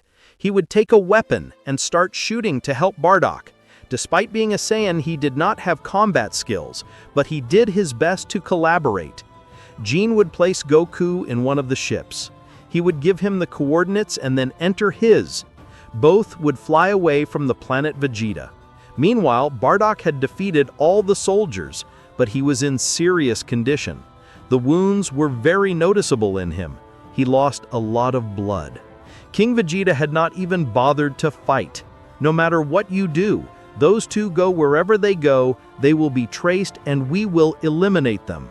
Also to those who help them to make sure they don't have allies," King Vegeta remarked. "You are a damned bastard," Bardock Furious said. Bardock would accumulate ki in his hands, and he would throw a great ray of energy. Despite his efforts, King Vegeta would reject him with a simple fist. "Not bad, but it is not enough for someone like me." Bardock would throw a fist at King Vegeta, but he would hold his hand with great force. Then he would apply a ki, causing him great pain. "You are a disgusting worm. You deserve to die for treason," King Vegeta remarked. King Vegeta would squeeze Bardock's fist harder. Bardock would fall on his knees. He could barely resist. "You are a bastard," Bardock Furious said. Suddenly, a ray of energy would hit the eye of King Vegeta. In this way, King Vegeta would release Bardock, and he screamed in pain. It had been that scientist who was in pain. Annoyed by the attacks, "Bardock, get out of here," said the scientist. "I won't leave you here. Come with me," said Bardock. "No, I don't have much to do. Go," said the scientist, surrendering to death. King Vegeta cried out in pain. His eye would not stop bleeding. "Come on, son. Don't make me waste my time. Recover and protect Kakarot. He is our only hope," said the scientist. Bardock had no better option than to flee, and so he would do. King Vegeta continued to agonize. The scientist would attack him with several energy lasers, but King Vegeta, due to his great resistance, managed to endure it. King Vegeta would stand up, and when he recovered his condition, he would assassinate the scientist of a ki attack. "I can't believe it. I trusted," said King Vegeta. Bardock would take his ship and would go straight to the meeting with Kakarot and Jean. Despite his wounds, the capsule that transported him had healing elements that would help him heal, although not in its entirety. Hours later, Jean would arrive to the planet Yardrat. The Yardrats would be terrified of their presence. They knew they were Saiyan, and they knew them as invaders of planets. "Don't worry, we didn't come to hurt them," Jean said. "We escaped from our planet so not to continue invading." The Yardrats would observe each other, since they did not know whether to believe them. "Please, I need help. My son is the only hope to end the invasions," Jean said, and would take Goku out of the ship. Despite the fear, the Yardrats would help them. They would place Goku inside one of their homes to attend him. Bardock had just arrived to the planet Yardrat. He was still injured. He would leave there, walking with difficulty. "Demons, the healing of the capsule is getting worse," said Bardock in pain. The Yardrats would realize the great resemblance between Goku and Bardock, so they would not hesitate to help them. They would attend him and heal his wounds. Minutes later, Jean would arrive with Bardock, being aware of his arrival. "Bardock," said Gani, worried. "Jean, don't worry. I'm better now," said Bardock. "I swear I didn't count on you coming back alive." Said Gani, "I know, to be honest. I didn't even believe it," said Bardock. "But the scientist made it possible. He gave me a lot of time of advantage. Now, tell me where Kakarot is. Come with me," said Gani. Jean would take Bardock to where Kakarot was. "Haven't you given him the injection yet?" asked Bardock. "No, I wasn't sure I could do it if you weren't there," said Gani. "Well, now we'll take care of him," said Bardock. "Wait," said Gani, as she was nervous to wake him up. Bardock would take the syringe and would observe his son carefully. "I thank you for everything you did for us, but I have to ask you to leave. I will wake up my son, and it may be dangerous," said Bardock. The Yardrats, without saying a word, they would understand it and leave. "I don't understand. These guys haven't said a single word," said Bardock. Bardock would use the syringe. Goku. It would open his eyes and start increasing his ki uncontrollably. Goku screamed, expelling a lot of power. Bardock would be sent far away by the great expansion of power. "Demons, it's very unstable," said Bardock. Gani would arrive at the moment. "Bardock, what's going on?" asked Gani. "Kakarot is out of control," said Bardock. Goku would not stop increasing his ki. He would hold his head for strong pains. Then he would stop and fall on his knees, and he would start vomiting. "Demons, how disgusting. It's the liquid of the capsule that covered him," said Bardock. "Up to here, you can feel the smell," said Gani. Goku seemed to feel better, but he would faint again. "It will be better if we let him rest," said Bardock. The next day, King Vegeta would gather his men. He would order the search of Bardock and Gani's house, besides Goku. "Very well. You know what you have to do. Look for them and finish them," said King Vegeta. King Vegeta would be wearing a patch on his eye, since he had lost his sight by the attack of the scientist. "With me it will be more than enough," said Nappa, confident of himself. "I know you are strong, but remember that Bardock is not a bad warrior. Are you sure you can handle him?" asked King Vegeta. "Of course. For some reason, I occupy a higher position than Bardock. As soon as I find him, I will make him pay for betraying his own race, said Nappa. Nappa would take a capsule, and in a few minutes, he would manage to track the place where they hid. Those fools believe that those ancient ships are not traceable, but I already know they are on the planet Yardrat. As soon as I put my hands on them, I will claim my ascent, said Nappa. Nappa would go straight to the planet Yardrat, while Gene and Bardock were watching Goku. I can't believe he's still unconscious, said Gani, worried. Damn, something must have gone wrong in that experiment, said Bardock. The worst of all is that this planet does not have much technology to help us with this. Bardock said that very worried about his son, who did not wake up. Nappa was about to reach the planet Yardrat, while Gene and Bardock were still taking care of Goku. He was still sleeping, although at times he complained asleep as if he had some kind of discomfort. I can't believe it. My son will not be able to survive if it continues like this, said Gene, crying. There were still some experiments to be done. I think it was something early, but we had no choice, said Bardock. We can only wait for everything to go well. Several Yardrats would appear. Each of them would surround Goku. What are they doing? Asked Bardock. But the Yardrats would not answer. Wait, I think they are helping him, said Gene. Each of the Yardrats would stretch their hands towards Goku. They would begin to heal him using their energy. That, said Bardock, amazed. Remember that Yardrats are millennial beings, known for possessing the best techniques in the universe, said Gene. Trust them, they are also very harmless.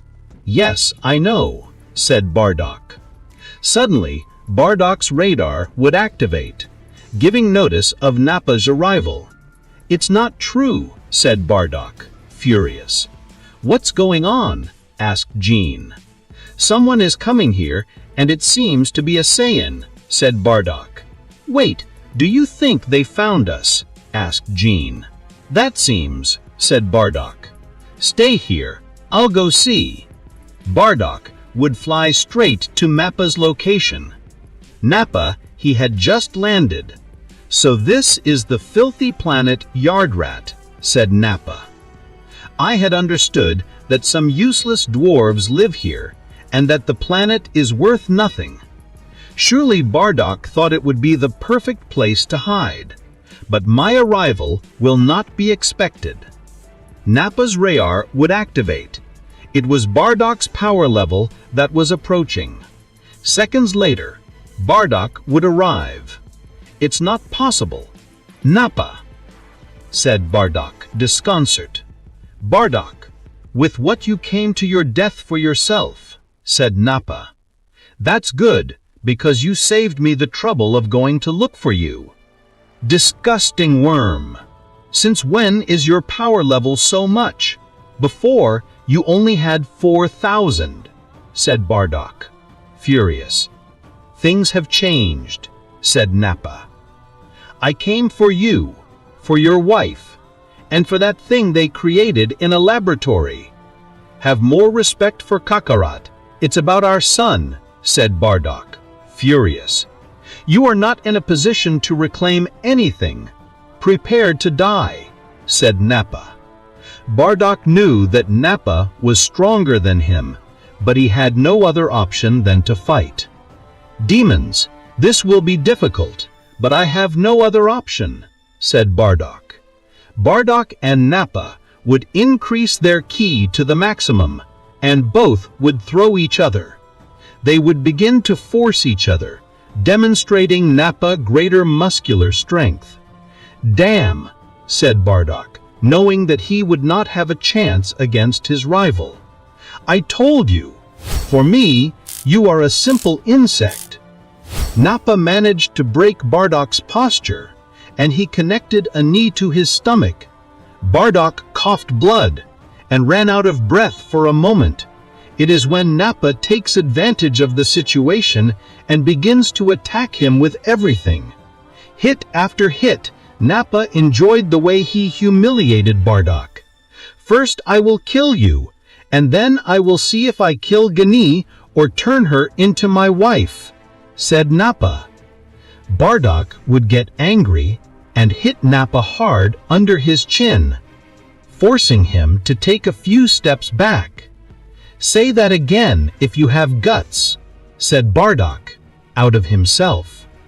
"It was a good blow, but we'll see what you do now." Nappa launched a powerful K attack by opening his mouth. Bardock would cross his arms to cover him. He would manage to endure it, but his arms would burn. "Demons, he has too much energy," said Bardock. Before Bardock could anticipate it, Nappa would come to him with a kick in the stomach that would throw him several meters away. At that moment, Goku was recovering. He had stopped complaining, and he would manage to wake up. "Kakarot," said Gani when he saw him conscious. Goku would be standing. He was still very confused. He didn't know who he was, much less what he was doing there. The only thing that was clear to him was to feel the presence of Bardock and Nappa. He could feel two ki. For him, they were the highest in the area.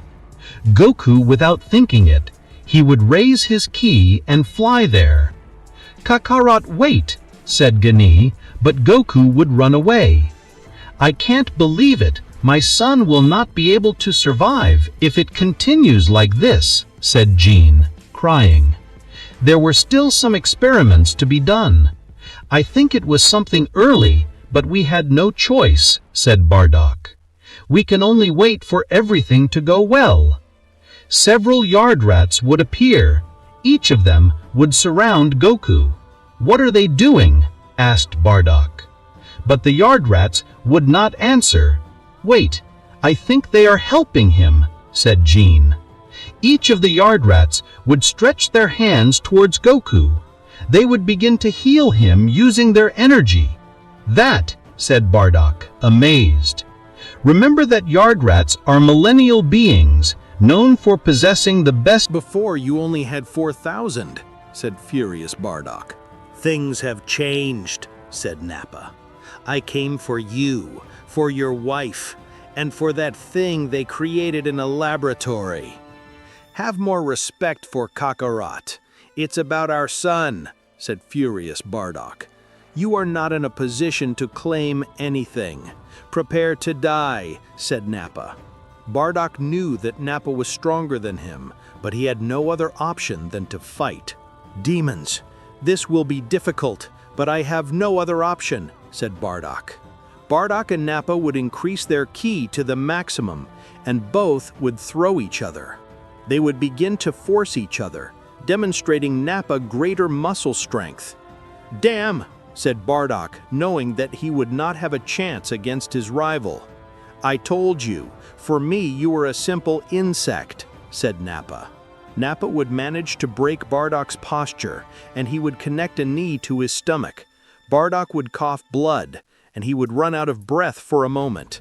It is when Nappa takes advantage of the situation and begins to attack him with everything. Hit after hit, Nappa enjoyed the way he humiliated Bardock.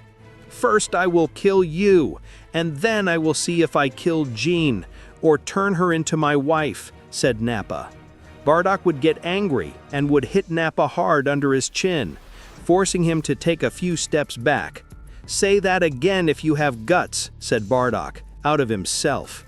"It was a good blow, but we'll see what you do now," said Nappa. Nappa would launch a powerful ki attack by opening his mouth. Bardock would cross his arms to cover himself. He would manage to endure it, but his arms would burn. "Demons, he has too much energy," said Bardock. Before Bardock could anticipate it, Nappa would come to him with a kick in the stomach that would throw him several meters away. At that moment, Goku was recovering. He had stopped complaining, and he would manage to wake up. "Kakarot," said Jean when he saw him conscious. Goku would be standing. He was still very confused. He did not know who he was, much less what he was doing there. The only thing that was clear to him, it was to feel the presence of Bardock and Nappa. He could feel two ki. For him, they were the highest in the area. Goku, without thinking it, he would raise his ki and fly there. "Kakarot, wait," said Jean, but Goku would run away. "I cannot allow my son to be so loose," said Jean, determined. Jean would fly in search of his son. Meanwhile, Nappa did not stop torturing Bardock. He hit him over and over again without rest. He had a clear advantage. Suddenly, Nappa and Bardock's radars would activate. They would begin to increase the readings they took. But they would explode. "What the hell?" said Nappa, terrified. "It is not true. That power was gigantic," said Bardock. "What is that? It cannot be your son," said Nappa, scared. He smiled at Bardock, confident Goku would arrive. He would observe Bardock and Nappa seriously. At first, he would show something hostile, but instantly he would recognize Bardock as his father. Goku would point to Bardock firmly. "Father," said Goku. "Well, if I'm your father," said Bardock. Then Goku would point to Nappa. "Bald," said Goku. "Hey worm, do you want to die?" Nappa asked, out of himself. Bardock could not help laughing, although he looked interrupted by the pain in his ribs. Nappa, furious, would throw everything at Goku. He would attack him with a series of consecutive blows. Nappa would connect each of his attacks, but they would not do him the slightest damage. Goku remained relentless against the attacks. Since it did not cause him the slightest damage, Nappa did not forgive him. Nappa could not believe Goku's level was something extraordinary. "I cannot believe it. This is a humiliation," Nappa wondered, frustrated. "It does not matter that I stay here." Nappa would take his ki and run away, but Goku would reach him in an instant. "No, it's not true," Nappa said, terrified. Goku, with a single kick in Nappa's neck, would knock him down. Nappa would fall to the ground with his neck broken. He had lost his life in the act.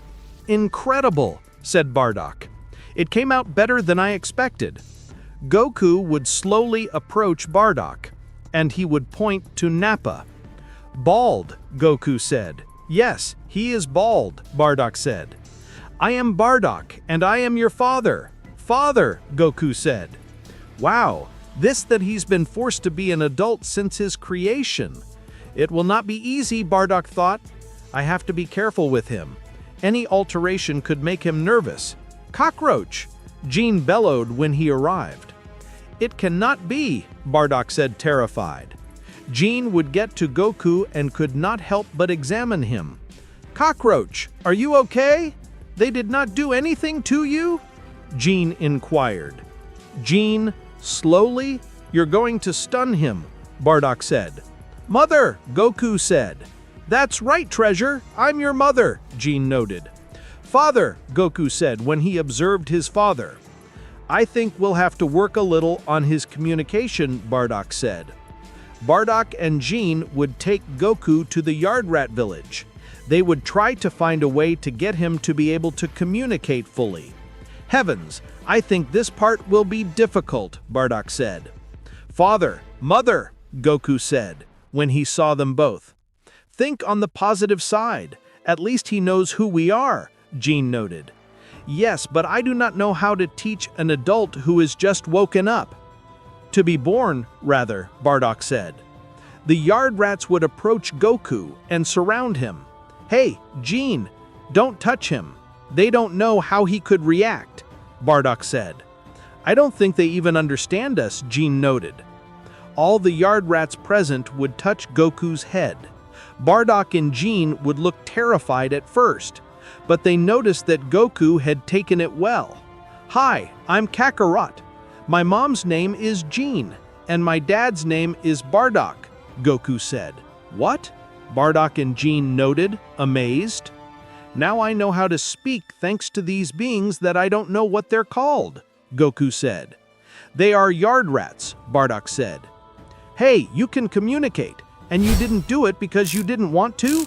Bardock said, something annoying. The yard rats would smile and leave. Nappa was the bad guy. I killed, Goku said. Yes, about that. You have to know that you can't kill everything you see, Bardock said. Why? Goku asked. Because killing is not good unless it is to eat or survive, Jean noted. Then I can kill someone here to eat it? Goku said. The yard rats would be terrified by Goku's proposal. No, it's not that simple, Bardock said. But I'm hungry, Goku said, and stand up. Son, wait, does anyone have anything to eat? Jean inquired.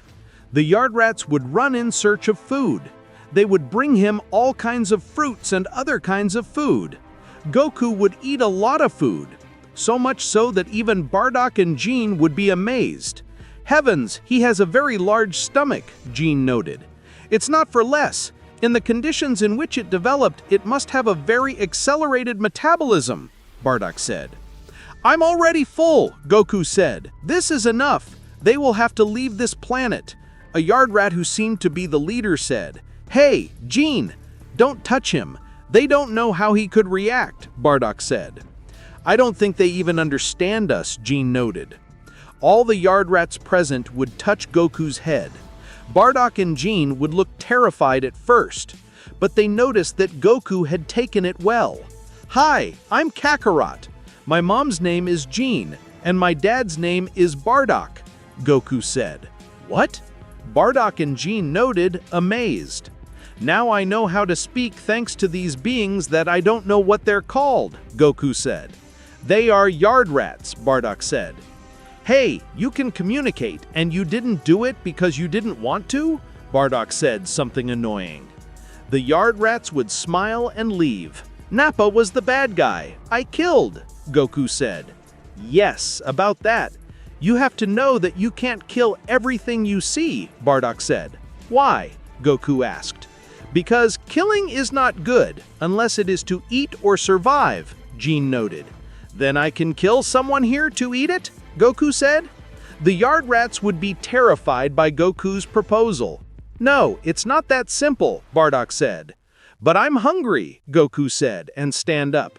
Son, wait, does anyone have anything to eat? Jean inquired.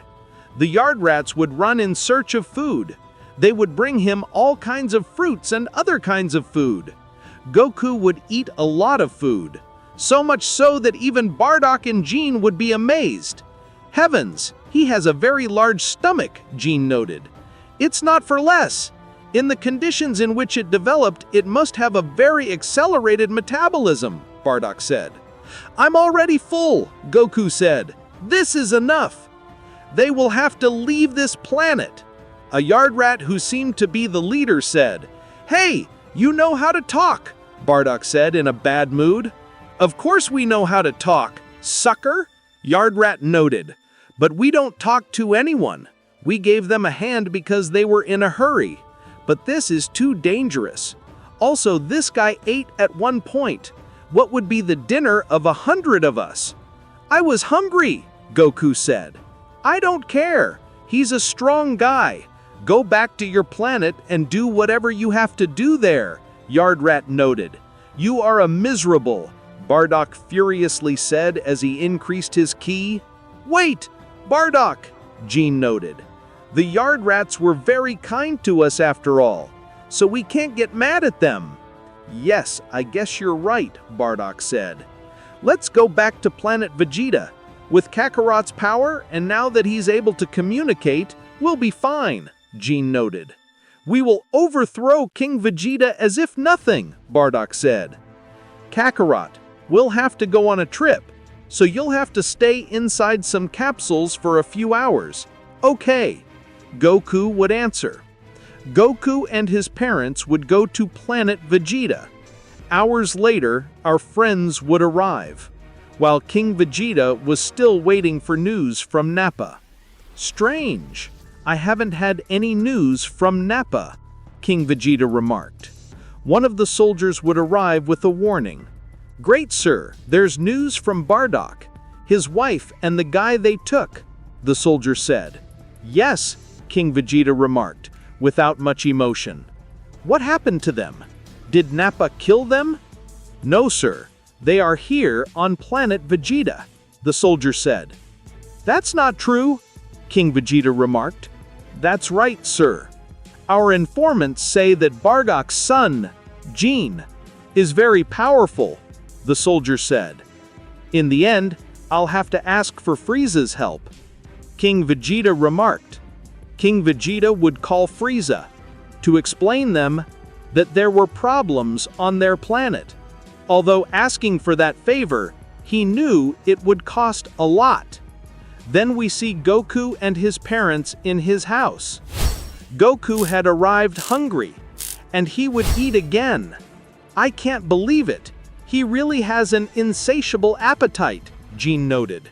"The food here is better. This thing called meat is very tasty," Goku said. "There was none of this on the Yardras planet." "Kakarot, do you remember what we talked about the king of this planet and his men?" Bardock asked. "Yes, just tell me who I can kill and who I cannot," Goku said. "Of course, I just ask you to pay attention," Bardock said. "Honey, look at the sky," Gene noted. Gene and Bardock would look at the sky. They would see 5 very peculiar transport capsules. "Are they the special forces, Gene?" Bardock said. "That seems to be. After all, they are their transport capsules." "Demons," Gene noted. Demons. These subjects are the most powerful beings after Frieza. Bardock screamed furiously. When he saw the 5 transport capsules, Bardock and Gene knew they were not rivals, and that's why they were very upset and worried about those presences. Goku would be very attentive to the sky. He could feel the presence of the special forces. "Gene, can I kill those?" Goku asked. "Wait, son, they are very dangerous," Gene noted. "Then I should kill them," Goku said. "Bardock, say something," Gene noted, worried. "Son, wait, there are fights that you can't win, and those are the ones you don't have to fight," Bardock said. "But they have a power that added, they are stronger than me," Goku said, while he had his fingers, but individually they are weaker, so as soon as you incapacitate one, it will be easier. "Kakarot, how do you know how strong they are?" Bardock asked. "Why does it feel? Can't you feel it?" Goku asked.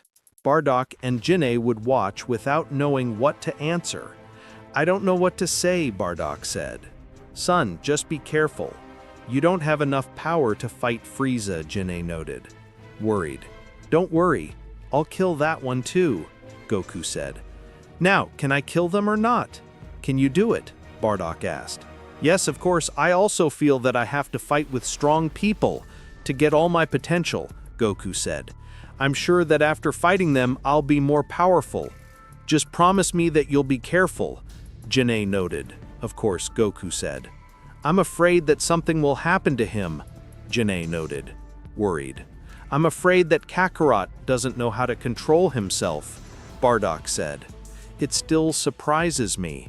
The special forces would arrive at the castle of King Vegeta.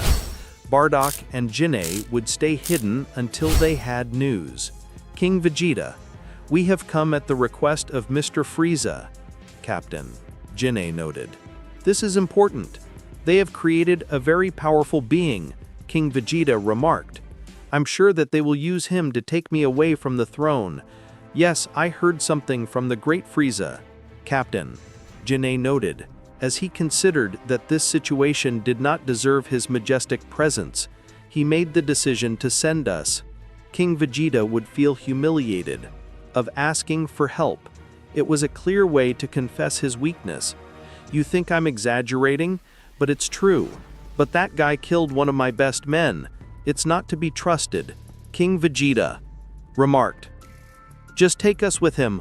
We'll take care of it," Jace said. Goku said, "It's him. It's Kakarot," King Vegeta remarked, terrified. How can you have entered like that? Captain, Jinny inquired. I'm sorry for the delay. I was coming here but some soldiers blocked my way, Goku said. I came to kill you if you don't mind. Arrogant, Jinny remarked. Jinny would analyze Goku's power level. He would realize that he had 80,000 units. 80,000 power level, Jinny remarked, disconcerted. That's not true. His radar must be broken, Jay said. Mine marks 80,000, Birder remarked. Mine too, Riku remarked. It can't be. There must be a mistake, Jinny remarked, between teeth. You have 140,000, Goku said. Hey, but you don't have radar, Jinny remarked, surprised. I don't need it to measure his powers, Goku said. The dwarf has 13,500, and the other three between 55,000 and 60,000, Goku said. Captain Jinyu, this is serious, Jay said. Jinyu wouldn't think about it for a moment. He would throw himself at Goku. Goku said goodbye. It's the first time I feel a real blow, Goku wondered. While he felt the pain on his face, Goku would recover his posture. He would stay reflexive for a moment. It's okay, Goku said, while he smiled. Hey, twice as strong as you. You don't stand a chance, Jinny remarked. Goku would throw himself at Jinny. He would begin to attack him intensely, although his blows were easily dodged. It's a shame. You could be a good member, Captain Jinyu remarked. But I'll have to kill you. Goku would throw a punch, and Jinyu would hold his hand. Then Goku would attack with his free hand, and Jinyu would also hold it. Little by little, Jinyu would squeeze Goku's hands, causing him a lot of pain. Goku's scream would be heard with echo throughout the castle. If I hadn't discovered it in time, that guy would have been stronger, Vegeta's king would think. That's it, Captain Jinyu, finish him, Jay said. Goku would begin to increase his ki little by little. Everyone's radars would begin to show 120,000 power level. It's not true, Riku remarked. That guy got stronger out of nowhere, Gordo said, surprised. Goku would manage to make fun of Jinyu, connecting a kick under his chin. That way he would get rid of his grip. Heavens, that hurt, Goku said. Everyone would see how a strange steam would come out of Goku's body. His metabolism is a surprising. Surely it is due to being a being created artificially, Captain Jinyu thought. I think I don't have to trust him. I should eliminate him as soon as possible. Goku looked very distracted. Since he was watching his hands, Captain Jinyu, without thinking, would throw himself at him again. He would attack him with a kick in his head, but Goku would bend. It's not true. I wasn't even watching, Jinyu remarked. What?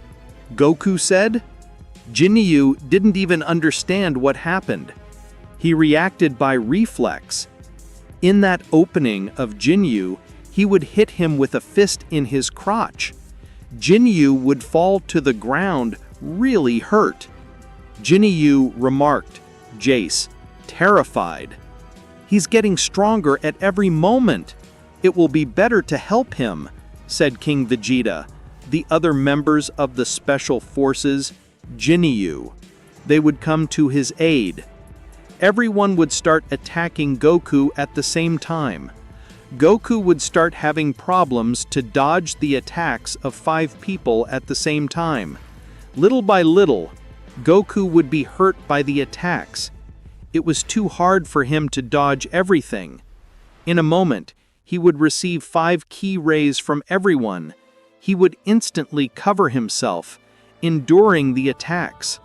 Although he looked quite hurt, especially for his uniform that was in terrible condition. The Special Forces, Jinyu. They were recovering their breath for having been attacking for so long without rest. "We have to finish it now," Riku remarked. "Yes, I don't want to take risks," said Jinyu. "You know what you have to do."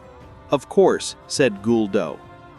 Guldo would raise a leg and put his hands in a strange position. Goku's body would be totally paralyzed.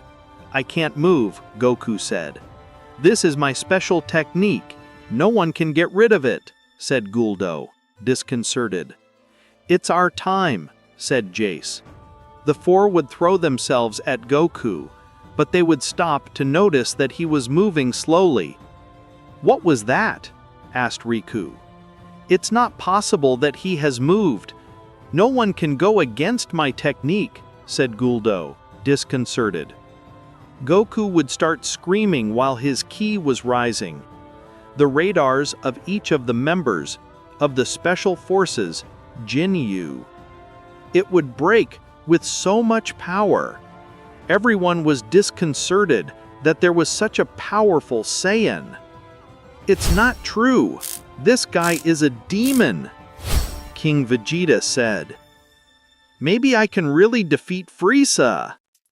Goku would take a step forward, managing to reject Guldo's ability. Then he would give another with more agility. "It's true," said Jinyu. Jinny and Bardock would enter the castle of King Vegeta. Rumors that a Saiyan had been able to face the special forces of Jinyu did not take long to spread all over the planet. "Kakarot," said terrified Jinny. "Although you two are also here," said King Vegeta. "Damn, now you will see what will happen to you for messing with us," said Bardock, furious. "Wait, it's not the time," said Jinny. Goku would make a great explosion of ki, surprising everyone. The present should be careful not to go far. Guldo would fall to the ground with his nose bleeding for the great effort. "That was very stressful," said Guldo. Goku would throw himself to the neck. He felt a great power run through his body. "Yes, this was what I needed.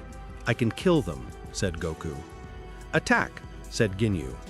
All but Guldo would throw themselves at Goku. They would attack him with all their strength. Even so, Goku would simply move from side to side, dodging each of the attacks. From a simple blow to each one would leave them unconscious. Less to Ginyu, who still stood. "What kind of thing are you?" Captain Ginyu questioned. "I am Kakarot, the Saiyan experiment," said Goku. Energy would sprout from Goku's body. Flashes would come out of his body, making his muscles sound. Even so, he would begin to feel pain that would hurt him. "What's wrong with him?" asked Jinne, worried. "A lot of power in a short time," said King Vegeta. "His body does not adapt so quickly to the increase of power." "Hey, nobody asked for your opinion," said Bardock. "What is this?" "I can't stand myself," said Goku. Ginyu would take the opportunity to hit Goku in the face, but he would only move him a little. "Idiot," said Goku. Goku would present his hand on Captain Ginyu's chest, and a ki attack would cause him a big hole. Ginyu would put his eyes in white and fall dead to the ground. "Kakarot, you did it," said Jinne, excited. Jinne would try to go to his son, but Bardock would stop him. "Wait," said Bardock. Goku was very sore. He tried to contain his power, but he couldn't. Finally, Goku would look at the ceiling. He would throw a big ki beam through his mouth, while his eyes would turn white by the energy. The ceiling would be left with a hole by the attack. "What are you doing?" asked Jinne. "Gain energy," said King Vegeta, off. "If you don't do it, your body will explode." Goku would stay for a long time expelling energy. After several seconds, he would stop, and he would fall to the ground. At that moment, Frieza's crew would detect the energy from the planet Vegeta, and they would warn him.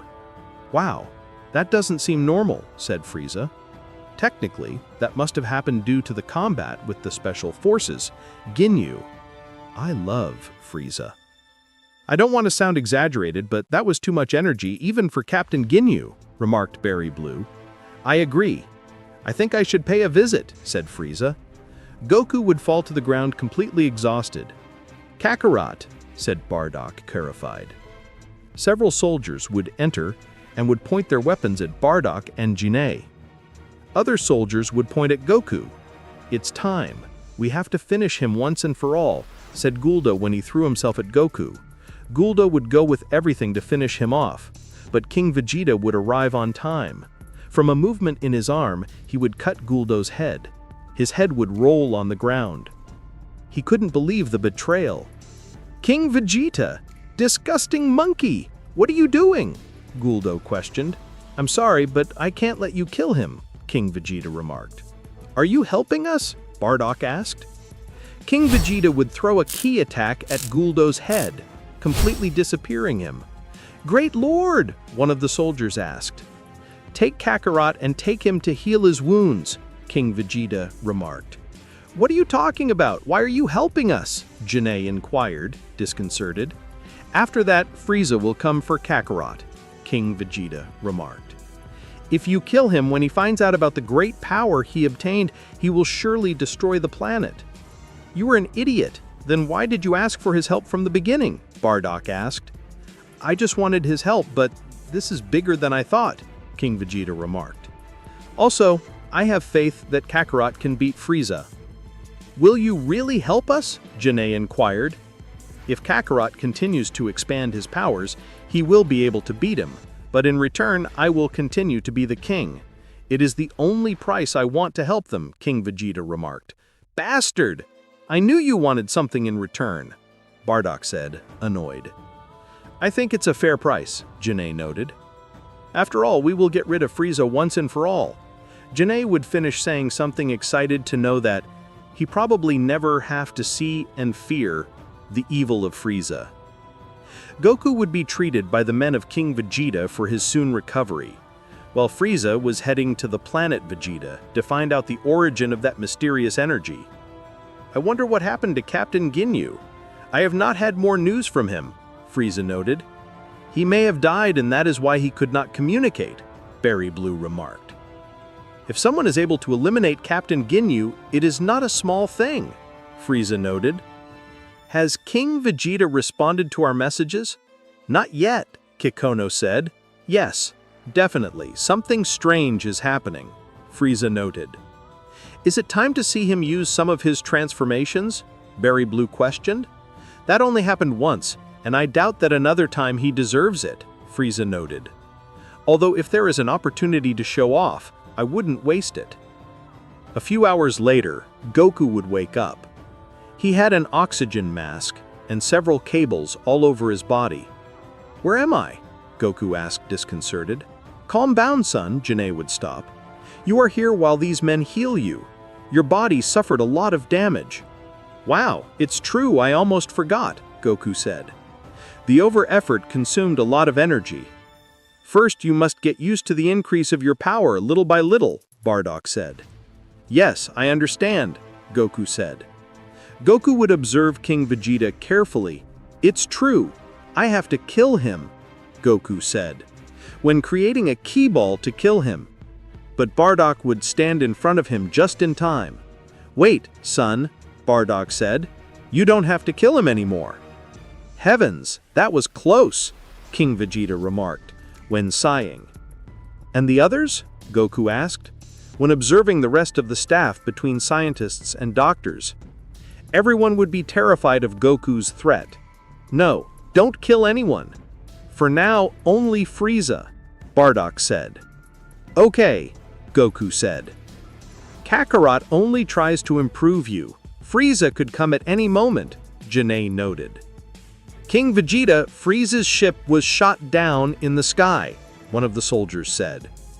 Damn it, he arrived faster than I expected, King Vegeta remarked. I have to go get him, Goku said. Wait, he still has to finish healing, one of the doctors said. We can't wait, otherwise Frieza will come for him, Bardock said. The best thing you can do is wait and take advantage of the last minute to heal as best as possible, the doctor said. Heavens, this is worse than I thought, Bardock said. Honey, let's make time somehow, Janae noted. I want several soldiers to go get Frieza and tell him to wait for me, King Vegeta would order. But sir, he will kill us all, the soldier said. If you don't do it, Frieza could destroy the entire planet, King Vegeta remarked. Okay, the soldier said. Several soldiers would go for Frieza to generate a distraction. Even the minute would be important. Goku was still waiting to finish healing. While he was thinking about how to defeat Frieza, how strong is Frieza? Goku asked while looking up. Nobody knows, King Vegeta would answer. We only know that nobody has been able to even touch him. Frieza is so strong that nobody has been able to measure his power, not even measure it. I can feel it. It just landed, Goku said. How can that be? King Vegeta questioned. Sir, according to our studies of when we discovered the laboratory, Mr. Kakarot was supplied with a biological radar in his brain that allows him to detect the power of fight of living beings in a natural way, the scientist would explain. That sounds very useful, King Vegeta remarked. Kakarot, how much is Frieza's power level? 530,000, Goku would answer, leaving everyone surprised. Kakarot, don't say those things. It's impossible that someone has that power, Bardock said. No, it sounds logical. It even seems little, King Vegeta remarked. Remember that Captain Ginyu had 140,000 and he had great respect for Frieza. Yes, but that's not all his power, Bardock said. Goku said, Are you serious? King Vegeta questioned. Sure, I don't know how to explain it, but it feels like it's compressed, Goku said.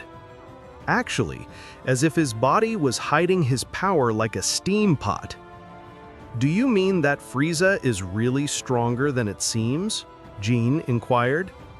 Yes, at least 3 or 4 times more, Goku said. One moment, what's going on?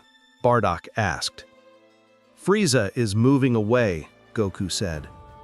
That doesn't make sense, King Vegeta remarked. Oh yes, Frieza had eliminated all the soldiers who tried to delay him, and he would make a decision. Disappear the planet Vegeta completely. Frieza would return to his ship. Great sir, are you sure about this? Berry Blue asked. Many problems in a short time. We will recruit more men, Frieza noted. Frieza would stretch his finger and create a big key ball, so big almost like the planet Vegeta. Then Frieza would throw the key ball to eliminate all the Saiyan. Goku would realize this when he felt the accumulation of energy. He would remove all the cables and get out of there as soon as possible. Kakarot, where are you going? Jean inquired, surprised. I don't have time, Goku said. Goku would get out of there in a hurry. He would see the big energy ball in the sky. Damn! That bastard wants to eliminate us completely, Goku wondered. Goku would join his hands and create a great Kamehameha, technique that was incorporated into his databases at the time of being created. Goku would launch the attack. He would counter the key ball, and it would shrink little by little until it disappeared in the sky. A great explosion would be seen from all over the planet in the sky. That would leave everyone bewildered. Goku had saved the planet Vegeta from Frieza's claws. It can't be, furious Frieza noted. Great Frieza, what are you going to do? He questioned Berry Blue. Frieza would ignore Berry Blue and go with everything to planet Vegeta. He would arrive a few minutes later, making a great entrance.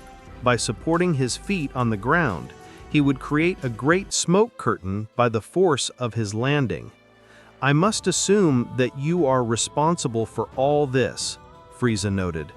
You are Frieza, Goku said, annoyed. Goku would tighten his fist strongly. He felt a natural hatred for Frieza, since for that he had been created, to deeply hate Frieza. "I swear I'll kill you," Goku said between teeth. "What a funny guy," Frieza noted. "Do you really think someone like you can kill me?" Goku would start lifting his ki. Frieza would show serious before the power that manifested Goku. In an instant, Goku would arrive with a powerful fist blow on Frieza. This would hold the attack just in time, although the power had been so strong that Frieza's armor would break. "Insolent ape," Frieza noted. "Come on, transform yourself and help me get stronger," Goku said. "What?" Frieza noted.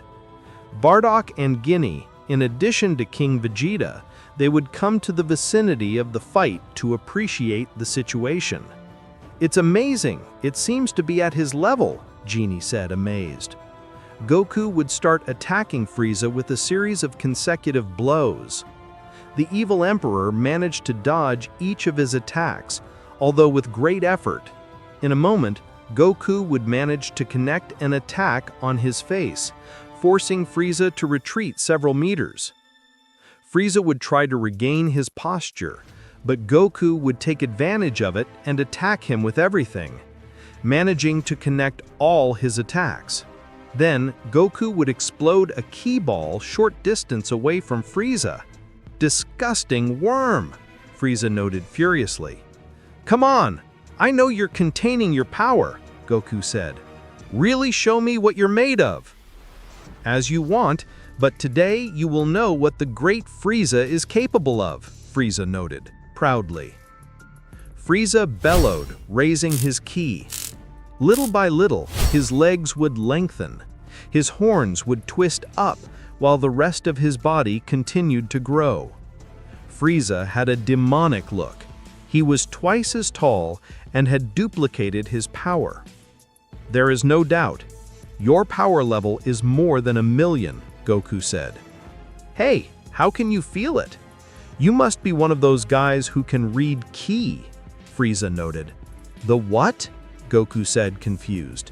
"None of your business," Frieza noted. Frieza would reach Goku with a strong punch in his stomach. Goku would run out of breath for a moment.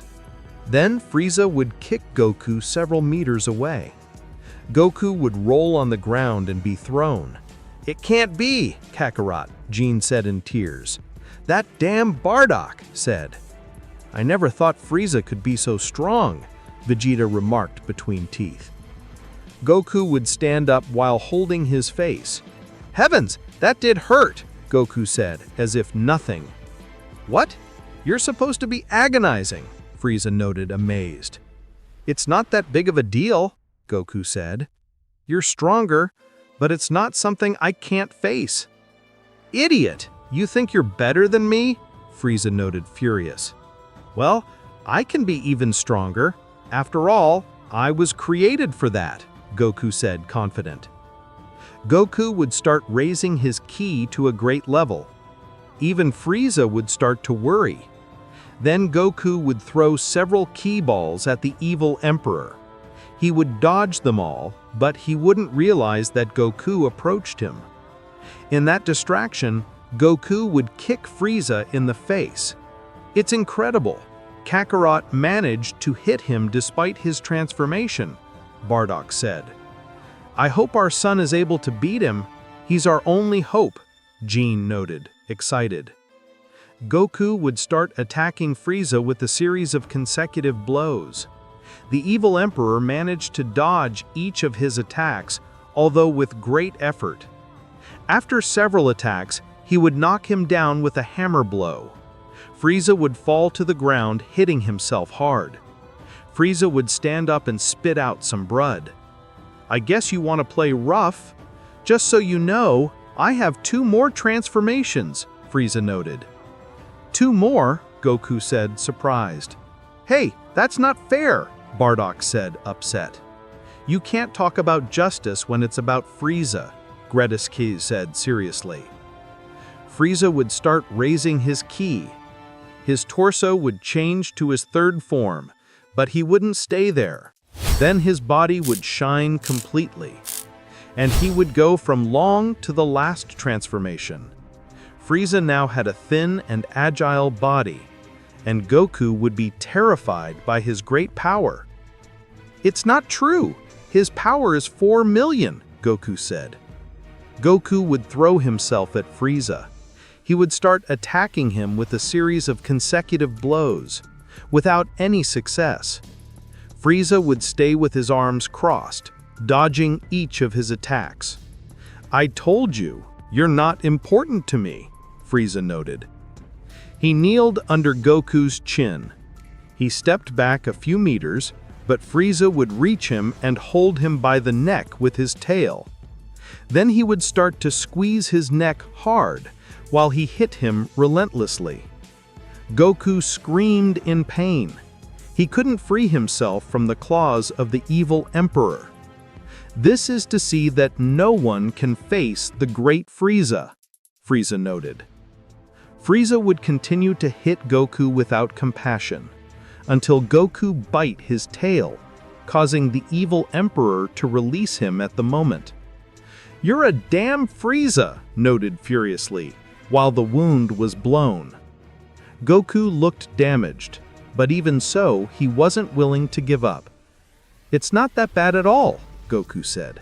"You're stronger, but it's not something I can't face." "Idiot!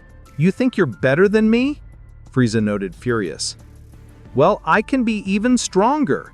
After all, I was created for that," Goku said, confident. "What are you talking about?" "If it is more than clear that you have reached your limits," Frieza noted. "We'll see about that," Goku said. Goku would start to raise his ki even more, while Frieza would start to worry.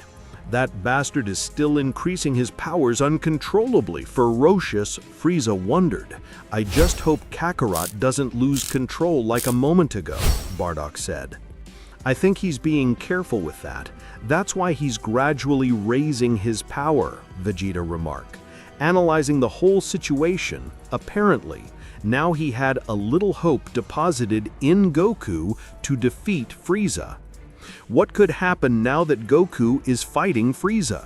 Will Goku be able to defeat Frieza, the evil Emperor?